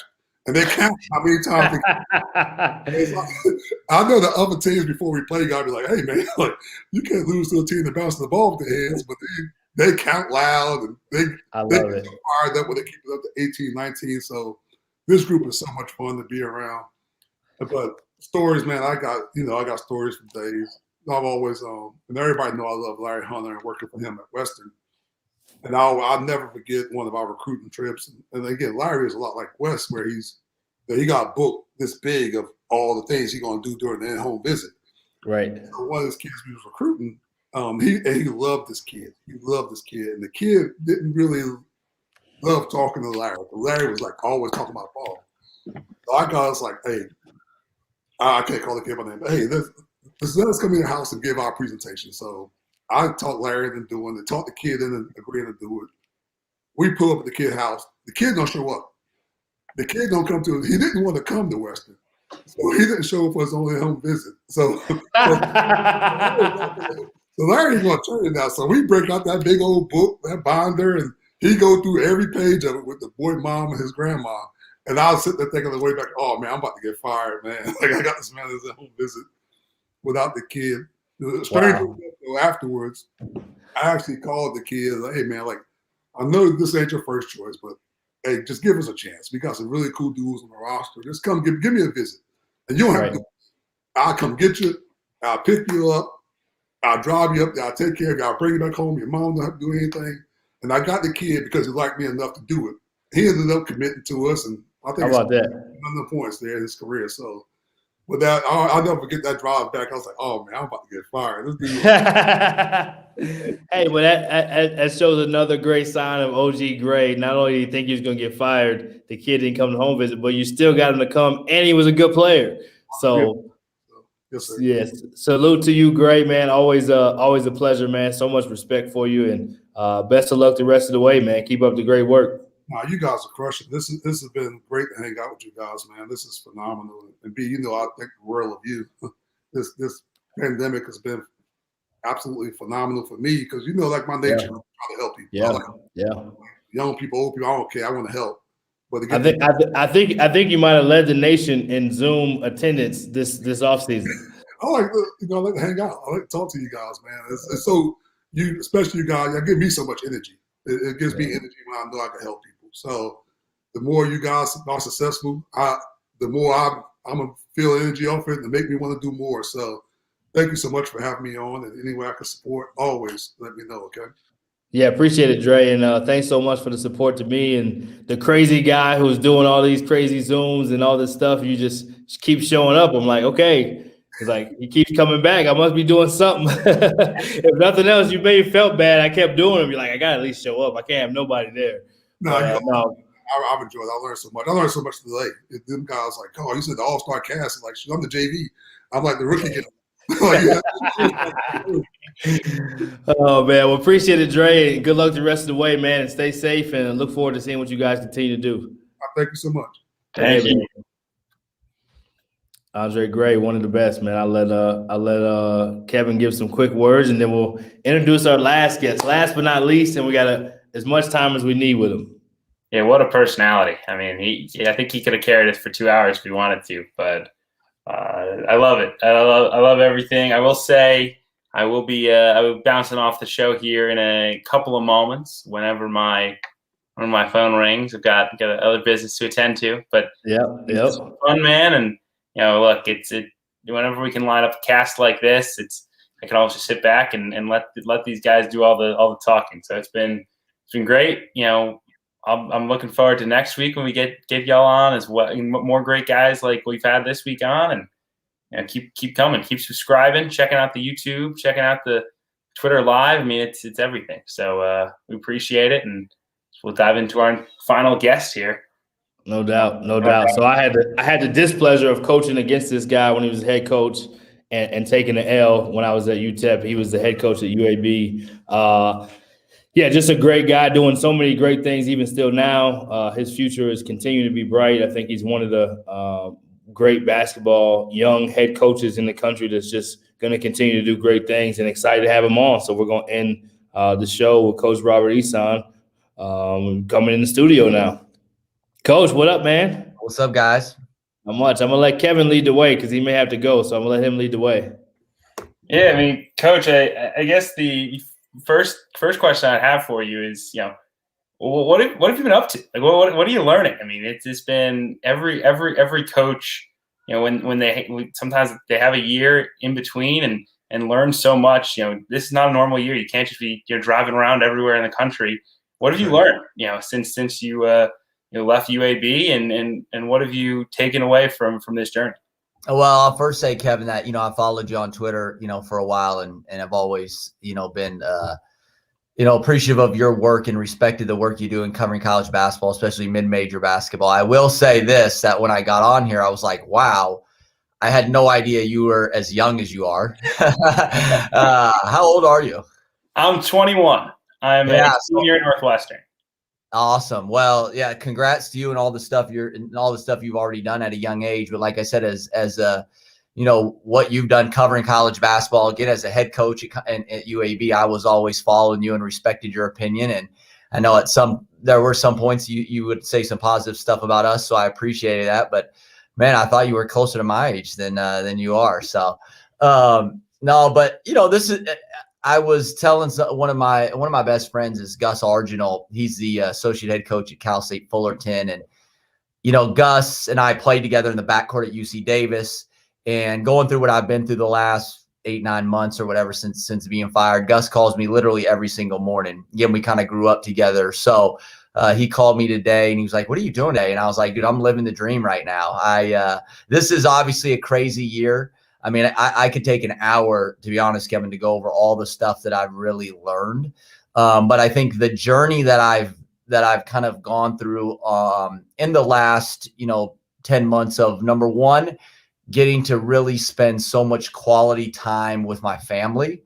I have 3 kids, 7, 4, and 1. So being able to spend unbelievable quality time with them has been amazing. And then just being able to self-reflect on my leadership, my journey, what I did good, what I did bad, and kind of get myself mentally, if you will, prepared for what's next. I've worked for the Pac-12 network doing some as an analyst, which has been awesome to kind of study the game and study some programs. I've gone to visit a few practices, but it's, as you said, COVID has really made this a difficult year for that. So it's actually been a really unique journey to kind of step back away from the rat race of college coaching and really just kind of, examine my career and all the things and kind of figure out what I want to do going forward. And you mentioned family, there's just not a lot of time in college basketball, and you're traveling and you're logging hours in the office. What has it been? What has it been like for you to be able to take some time and enjoy their company here this year? Yeah, well, I did a podcast recently, and the guy asked me about being a father of 3 young kids while I was the head coach at UAB, and I tell people being as a head coach and all the demands that come with it. One of the best things I did over the past 4 years was be a dad. I think I was really present in my kid's life. I prioritized that. That was extremely important to me. But now it's kind of taken a whole nother level. And again, having 3 kids under 7, given COVID, even though my wife is home, it's a full-time job. I'm telling you, people are like, are you bored? I'm like, I'm absolutely not bored. Taking care of 3 kids and trying to get everybody moving and where they're supposed to be and learning, especially, with COVID. Again, anyone who has young kids knows. I've been trying to tell Kevin. He don't want to listen. Yeah, there has not been a lot of sitting around for you, especially when you have a 1.5-year-old. So it has been awesome. We've actually got to do a few unbelievable family trips where I told somebody I've never been able to go on vacation or get away without like a return date in mind, like without having something to come back to and like being prepared for whatever coaching is next in the cycle of coaching. And we had some magical vacations really in the past 9 months where we're just going to go to this place and we're going to hang out for like a couple weeks. And we don't know when we're coming back. We got nothing to come back to. And it is awesome. It's honestly been like an amazing time. And if every coach could get fired and get paid and then go back to their job, I'm telling you, the world would be full of better coaches too. Because you are trying to win the next game, you are trying to sign the next recruit, and the stakes are so high. It is difficult to ever get some time to really decompress, truly reflect on, man, what I'm doing well and what I'm doing not well, and then improve. That's one of the most difficult things, and I'm so thankful for this time, for my ability to have that chance to do that. Yeah, for sure, for sure. I do have a 3-year-old, 2 months away from being 4. I have a 1-year-old who is about to be 2 in 3 weeks, and then we have a newborn coming in 2 weeks. So I'm gonna be calling you for some notes, Coach. I'm gonna be calling you for some notes. It doesn't stop, you know that. No, it does not. I'll let Kevin get another one before he has to run. Yeah, I mean, I guess the last one I would have for you is what's it been like doing some TV work? Like I'm curious, being thrown into the fire. Obviously, Brian's been kind of thrown in as well, doing what he's been doing. But what's it been like for you looking at the game maybe from a slightly different way? Well, Kevin, you know what's kind of like unbelievable is, I'll tell you guys a quick story, is right before Christmas, I've been bugging everybody to, hey, give me a chance, really since the season started. And with all the cancellation in games, there just hasn't been many opportunities, and with all the contracts that these networks have. So finally, I've been bugging everybody. The Pac-12 network says, all right, Rob, they sent me an email before Christmas, and they're like, hey, we got you doing Arizona State at Washington State on New Year's Eve at 1:00 in Pullman, Washington. Do you want to do it? And I'm telling my wife, I'm like, no, nobody else wants this game. I'm ready. I'm taking it. I'm like, of course I want it. And then I was kind of asked them, I'm like, okay, so what else what do I need to do? They're like, nothing, man. Just kind of fill these forms out and show up. I was like, I've never done this before. And it was, I actually, that game got canceled, but I've done a few more games. I've actually got some training, and I actually really, really enjoy it. There's a certain kind of, Brian, there's a certain kind of pressure you feel and nervous energy before games, which is one of the adrenaline rushes of coaching, which obviously we all enjoy. But there's also a sense of calm when that you're not, that when the ball is shot, you really are not on if that thing goes in or right. The first time I've been that involved in a college basketball game, obviously there courtside with something invested and really not caring if the ball goes in the basket or not. And that's kind of a unique feeling, which has been good. And I've done a few games where there's been some blowouts, and I know what it feels like. I've been there a few times when your team doesn't play well, and that feeling, and to be able to go home and not worry about it it was pretty unique and pretty awesome, to be honest. Yeah, I did. I was similar to you. So I had 4 games in a row, back to back, two doubleheaders back to back within 48 hours. So definitely got thrown in the fire, no training, figuring it out. But I can say when those teams were warming up, I was like, man, those coaches are not feeling good right now because they don't know who's going to win. And then after the game, doing the post game, so I did the home broadcast. So 3 of the 4 games, the home team won. But that last game, the home team didn't win. So you're doing that post-game interview, and I had a different feeling in my heart having that interview and being on the other side of that, knowing how that felt. And but good times being behind the microphone and being able to kind of just see the game from a different way and being able to give back in a different way. Speaking of giving back, talk about Top Connect. You did some great things with Top Connect. Top Connect's important organization within our industry. Talk a little bit about how you got connected with that, how you came with the idea, and then just some of the other things you're doing basketball-wise while you have this time.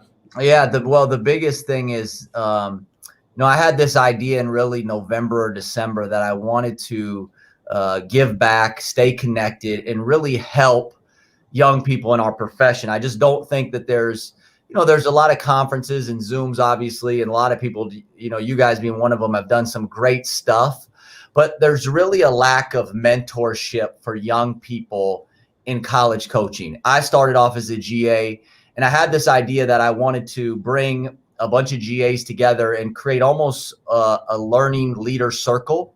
So we called it the GA Leadership Academy was an idea I had, and I wanted to get somebody who had the same mission, if you will, or intent as I did to give back, that would sponsor it, that would give it some credibility, that would give it some good publicity for the members, for these GAs. So I called Doc Sander at Top Connect. He was awesome about it. He was very excited about it. And we've called it Top Connect Gala.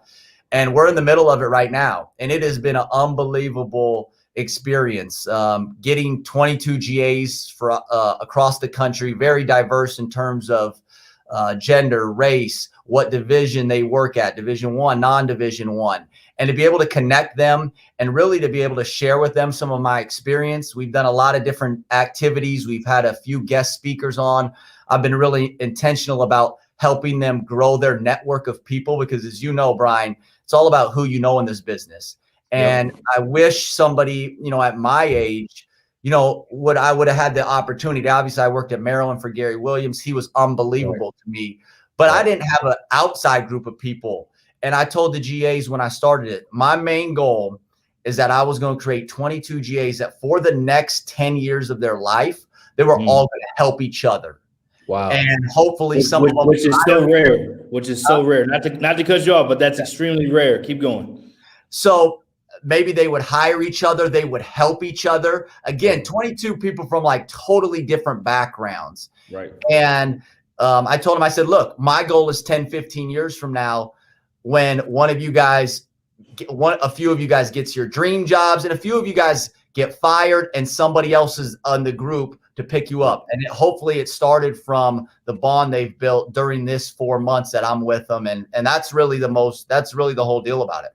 Right. Talk about your journey, Coach. You mentioned Maryland, Gary Williams. We've talked about UAB, and we'll talk a little bit more about the UAB successes that you felt like you had as you reflect back. But just talk about your journey. How did you get into this? How did you end up becoming a head coach at a young age and having success doing it? I think more people probably can take something away from your journey because everyone's just different. So would love to hear you share that. Yeah. So, I played at UC Davis in California. When I was in college, one of my assistants my freshman year was Dietrich Taylor, who's the head coach at Cal State Fullerton, one of the best coaches in the country. Absolutely. And I asked Dietrich, I'll never forget this. I was sitting in the gym after practice. I said, hey, if I want to be a coach, what do I need to do? And he said, you need to work camps. I mean, this was back in 2000, 2001. So I kind of made it my mission for the next few years to work camps while I was in college. I grew up loving the ACC, wanted to play at Maryland, North Carolina, Duke. Obviously, I wasn't good enough, but I reached out to Maryland and I said, hey, I'll pay my own way. You don't have to pay me anything. I'll fly out there on my own dime. Let me come work your camp. They allowed me to do that. And that was really the first step in what set my career off. And I tell young people all the time, the power of volunteering. You got to be willing to volunteer, at least put it out there that you'll work for free. That's how it all started for me. I worked Maryland's camp every summer. When I graduated, their GA left, and I was hired on as the GA at Maryland. Really, they knew me as the kid from California who came out just to work camp every single summer. 6 years at Maryland, as you said, until Gary retired. I went to work 1 year for Seth Greenberg at Virginia Tech, and then I came to UAB. 4 years as an assistant coach for Jared Haas. We had a lot of success. We kind of built the thing up in 4 years, and then Coach got the job at Stanford, and I was able at the age of 33 to become the head coach at UAB. And looking back, I was, I'll tell this story that I tell a lot of people, and I say it with a lot of humility, that my first game ever coaching was my mother's birthday. Growing up in a single parent family home, my mom was my everything. November 12th, 2016 is my first game as a head coach at 33. You can imagine the emotions that I'm going through and our family's going through at that time. And our starting point guard, Nick Norton, who was Conference USA Scholar Athlete of the year before, tears his ACL at half court 10 minutes into the first game. Wow. That night, going to the hospital, my agent calls me, and Fran Fraschilla had tweeted something. Fran, I didn't know Fran at the time. He's now become a good friend of mine, but he tweeted that young, bright coach Rob Eason is going to get a lesson in crisis management. And my agent calls me and he goes, hey, did you see the tweet that Fran said? He sent it to me. I said, yeah, I saw it. And I said this, Brian, and I cringe now when I say it, but I tell the story because it's hopefully people can take from it. I told my agent, I said, now if we win the league, I'll be coach of the year for sure. Right. It was the dumbest and most arrogant statement that I have ever said in my college coaching career. And I really cringe because I did not really know what I was about to get into at a young age. And I thought I was ready, but you're never really. It's like being a dad. You're never really until that comes.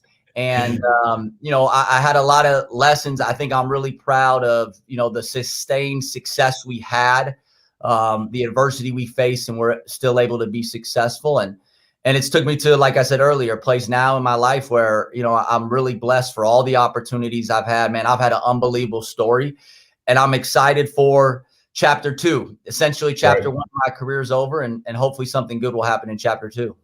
No, I think something great. I don't think there's a hopeful to it. I think anybody that knows anything about you, they know the success is it's already written. It's just a matter of time. So 17 wins in your first season, 20 wins the next season, 20 wins the next season, and 19 in your last season. And so an average of 20 wins for 4 years as a head coach, which is kind of the magic number, if you will. I mean, most coaches are trying to get to 20 so that you can at least feel like you had a significant successful season, not just a winning season, but a 20-win season is kind of a mark, like 1,000 yards for a running back or whatever it may be, right? So talk about, what do you think you did really well as you look back to be able to have success? You kind of told some of the stuff you wish you wouldn't have done being young, and like we all do, but what's some of the stuff you feel like you did really well, and how were you able to do that? And then what do you take now that you're out of it, looking back at you as a head coach? What do you reflect back at? It's a good question. I think that, I really poured my heart and soul into the job the last 4 years, and I was really disciplined, I think, with how we were going to play and how we were going to work. And we worked extremely hard for really 12 months of the year. And I think that was one of the reasons that we were able to sustain some kind of consistency and success. One of the best things, Brian, I learned in the last 2 years as a head coach. And when you say 17 wins in the first year, it felt like I'd won 6 games. Obviously, 17 wins for a lot of coaches is a good season, but given the expectation I had in my first year, winning 17 felt like I'd won 6 games. But one of the most powerful things I learned and did well, especially in my last few years at UAB, was, I think, emotional discipline. I really learned how at the end of the season to be disciplined with my emotions and lead our group at arguably the most important time of the season. In the last 2 years, last year we had won 5 of 7 to end the year. The only 2 games we lost were on the road at UTSA and at Florida Atlantic, and we had already played at those schools earlier in the year. And because of the pod system that Conference USA was doing, we had to go back there for a second time. We lost by 1 or 2 points. Going into the tournament when we got shut down, we had the best road and neutral record of anyone in Conference USA. And we were playing our best basketball. And I thought we were going to have a chance to make a run, because the year before, my third year, we finished similar. We won 6 of our last 8 games, and we were up 9 with 3 minutes to go in the semifinal game against Old Dominion to go to the championship. And we missed some free throws and had a few bad calls go against us. But learning how to be myself and be disciplined and consistent with my emotions and my message to the team, I think was one of the best things that I learned and that I did well, especially in the last, few years. But as I reflect back, I think that I was never able, Brian, to step away and focus on myself. I really hated January. Like, I'm looking back, and our team, if there was one thing you could say that we didn't do well, at least on paper, is we would lose a few games in January every year, especially home games, probably games that you would have won. And again, with the road success we had, if we win those home games, we're like, we're not at 20 wins, we're at 25. And I always put an enormous amount of pressure on myself. And I think I felt the pressure and was never able to step back and really, decompressing and be the best version of myself at times in January. I learned how to do that at the end of the season. But I think it's one of the reasons we struggled. And you know this, man, being the pressures, even as an assistant coach, there's never any time for yourself. You're always trying to do the next scout, get the next recruit, win the next game, solve the next problem. And I think one of the things I'll do next is I'll be so disciplined with my time and being able to really continue to get myself better so that I can lead the group better and focus more on my staff. Probably I didn't do as good a job as I could have developed my staff, empowering my staff. Those are some of the things that, I live with, to be honest, that, man, I wish I would have done better. Right, right. Well, I have no doubts, and I'm sure most people that know college basketball have no doubts that you'll get a chance to lead in the front seat again, no matter what the path is to get there. What would be your advice, Coach? You kind of talked about what you would do different and kind of being intentional with your time. And what would you give advice to first-time head coaches that are young head coaches, or even if you're not a young head coach, first-time head coaches, because there's this sense of everything's on me. I got to prove that I can do this so people know I can do it. But again, even somebody who had as much success as you did, 20 wins every year, has things that they always want to learn. So what would you tell? I know you have the stuff with the GAs that you're developing, and I think that's incredible. But as a head coach, if you get a friend that gets a head coaching job tomorrow, what's your biggest advice to them? So I'm going to give you one, a powerful one. I would ensure that person, I would strongly suggest that every first-time head coach has a strategic, intentional set of mentors / board of directors set up around them. And I came from great basketball lineage at Maryland, and I have a lot of great friends in the business and a lot of, kind of mentors, but I was never intentional, Brian, about 3 or 4 or 5 people that I wanted in my life to be able to talk to, bounce ideas off confidentially, and really help me as I go through the first time being a head coach. And looking back now, I would include some coaches in that group that maybe have been fired before, because when you've been fired and you've gone through that adversity, it changes you. It changes your mentality. Charlton Young, I'm sure you know him, Brian. CY. Yeah. A great friend of mine. He said the similar thing, and he called it board of directors. He said he never had a board of directors around him. And CY is one of the most connected guys, in all of college basketball. But when you're in the head coach, man, and things are moving fast and you're confident and you're young and you think you can do it, you're going to call your friends, obviously, and people, at times. But being intentional about a group, I would pay, look, I made a lot of money at UAB as the head coach. It was a well-paying job. I would pay thousands of dollars to go back and ask a few people, would you really be a mentor to me? Could we set up every 2 months an hour phone call confidentially and let me bounce ideas off you? And there's something in our competitive, tough profession, Brian. There's something difficult for other people, especially all of us accomplished coaches, to kind of reach out and show some vulnerability to ask, hey, man, I need some help or mentor. That's the biggest advice that I can give to any first-time head coach. Yeah, that's big time advice. So talk about the real to whatever you feel comfortable sharing. The real of the transition from being a head coach, I'm successful, to now you're in between. And you've talked about the celebratory things that you're doing with your family, how much you're growing. We all know, or those that have been fired before, I can speak and raise my hand. It always works out in the end, right? And anybody else that you talk to that's been through that and been through that transition can talk about that. What would you say is the real life stuff that maybe can help somebody too if you are going through that transition? Like, number one, the world's not over, and you're going to be, just like we tell our players, it's going to all work itself out. Tough times don't last, tough people do. I wouldn't say it's necessarily a tough time just because you're not able to coach for one season, but you get what I'm saying. I think we all know that there's a certain amount of perseverance and you learn things in that transition and that adversity that prepare you for what God has for you next. I always think about what Tony, Coach Bennett said after losing that game in the tournament to UMBC, right? And he said, adversity can write you a ticket that otherwise take you to a place that otherwise you couldn't have got to. And the next year they won a national championship. So 100%. I think very similar for yourself.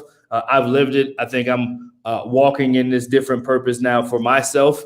And I think your greatest days are still ahead. So what would you say is some of the advice or some of the real perspective of that journey? Well, I'm a firm believer, and Brian, just what you said, first of all, that like Virginia probably doesn't win the national championship if they don't go through that. And I think what's interesting is everybody kind of has to run their own race in this regard.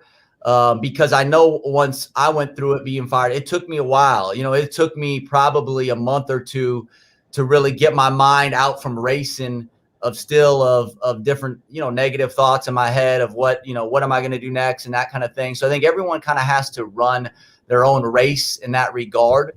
There's a quote, Brian, that one of my GAs actually said to our group that I absolutely love. And he said, on the other side of fear are the greatest things in life.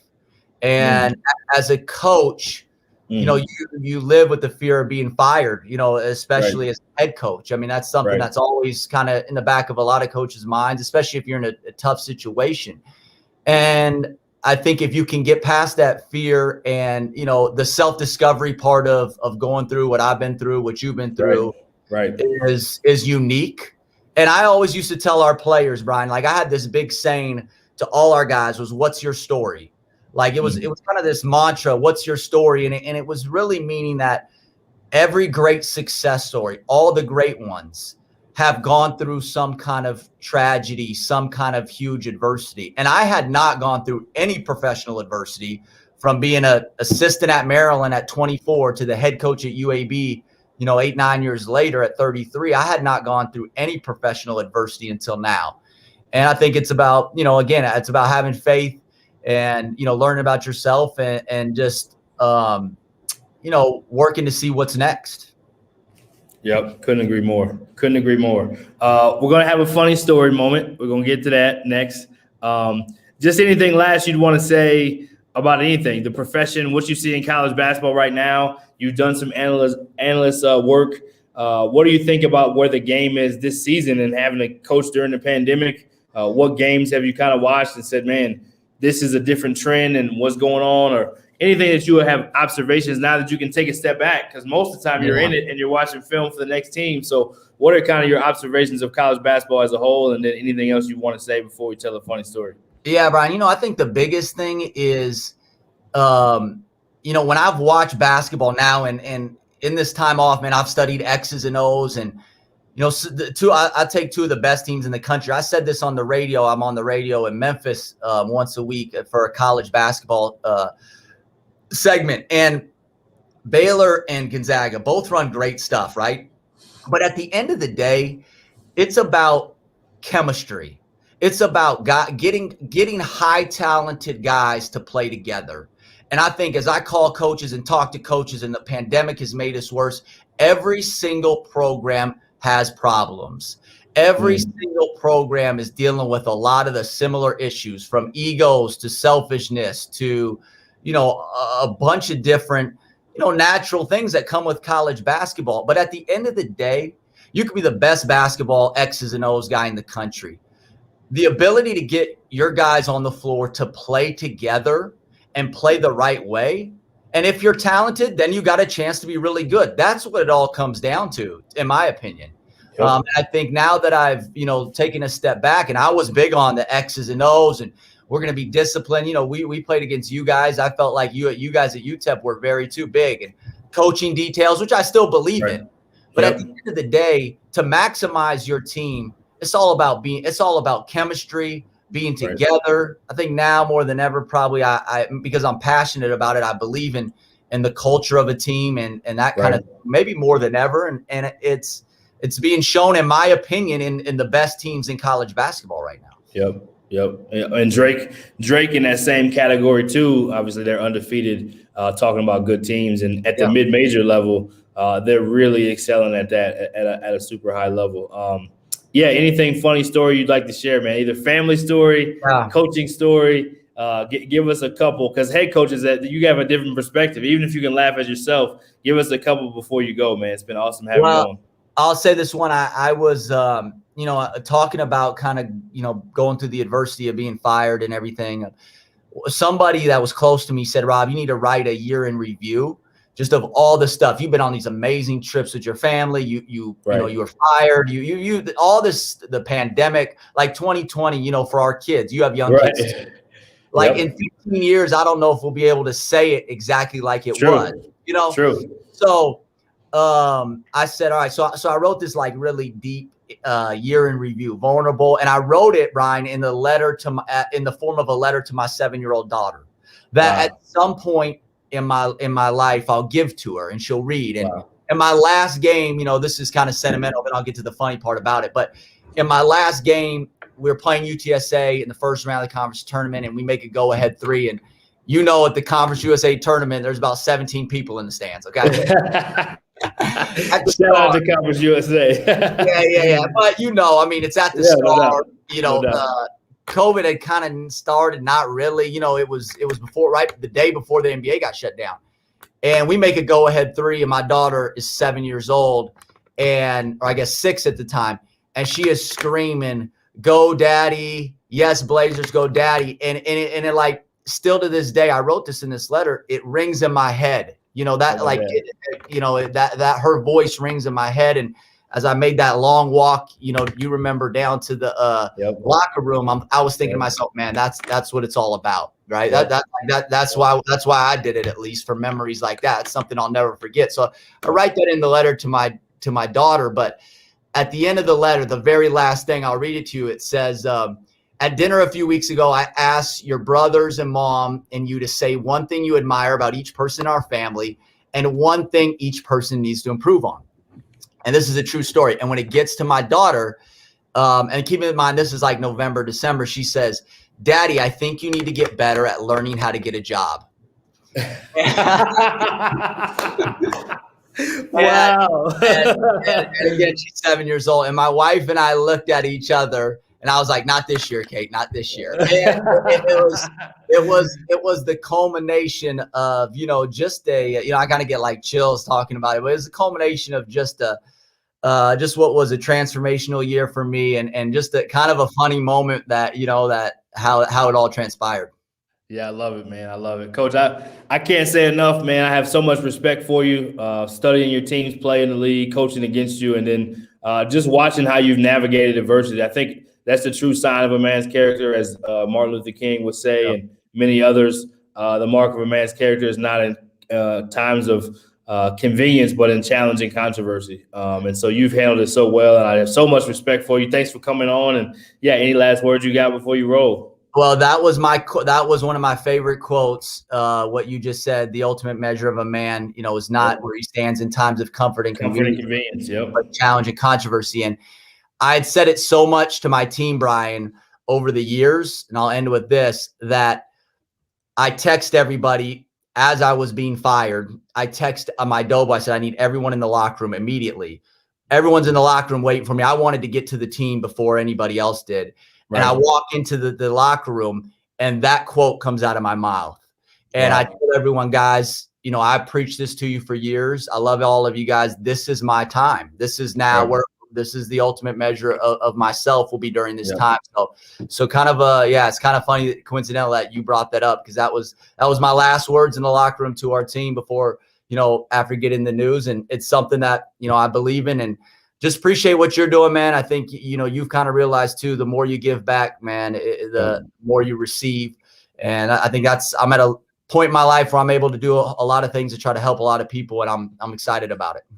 Yeah, you're doing awesome stuff, Coach, and I can't wait to see what's next. And whatever we can do this way, or whatever I can do, I don't know if I ever can, but I'm all in. I'm team Coach Eaton, so I'm all in. I won't say like your daughter that you need to get better at that. I think you're doing great at what you're doing, man. Fatherhood is the most important job, and being a husband, and that's unfortunately not what gets celebrated in our business. And I think guys like you who carry that torch is really important. Guys like Coach Luke, who's the head coach, who was on earlier and talked about his family. He's in the gym with his daughter as he's shooting. Guys like Coach Tang, I know how much pride he takes in his family. I just think that we need more of that. So keep going. I salute you, Coach, and the best is yet to come, man. I appreciate you, Brian. Thank you, man. Okay, thank you. And that's it. Coach was great. Great show today. Long show, 2 hours and 45 minutes, but we wanted to have a different version of Coast to Coast and be able to not just talk about these coaches and talk about these programs, but give them an opportunity to give you an inside look behind the curtain and learn more about some of the other guys that may not get celebrated as much. And we love college basketball. We love mid-major basketball. We love basketball, period. And we just want to show love and shine light on some of these other stars in the business. So thanks so much for joining. Please like, subscribe, share, All Access Network on YouTube, podcast, whatever your favorite one is, and social media. So until next time, thanks. Be blessed. Stay safe.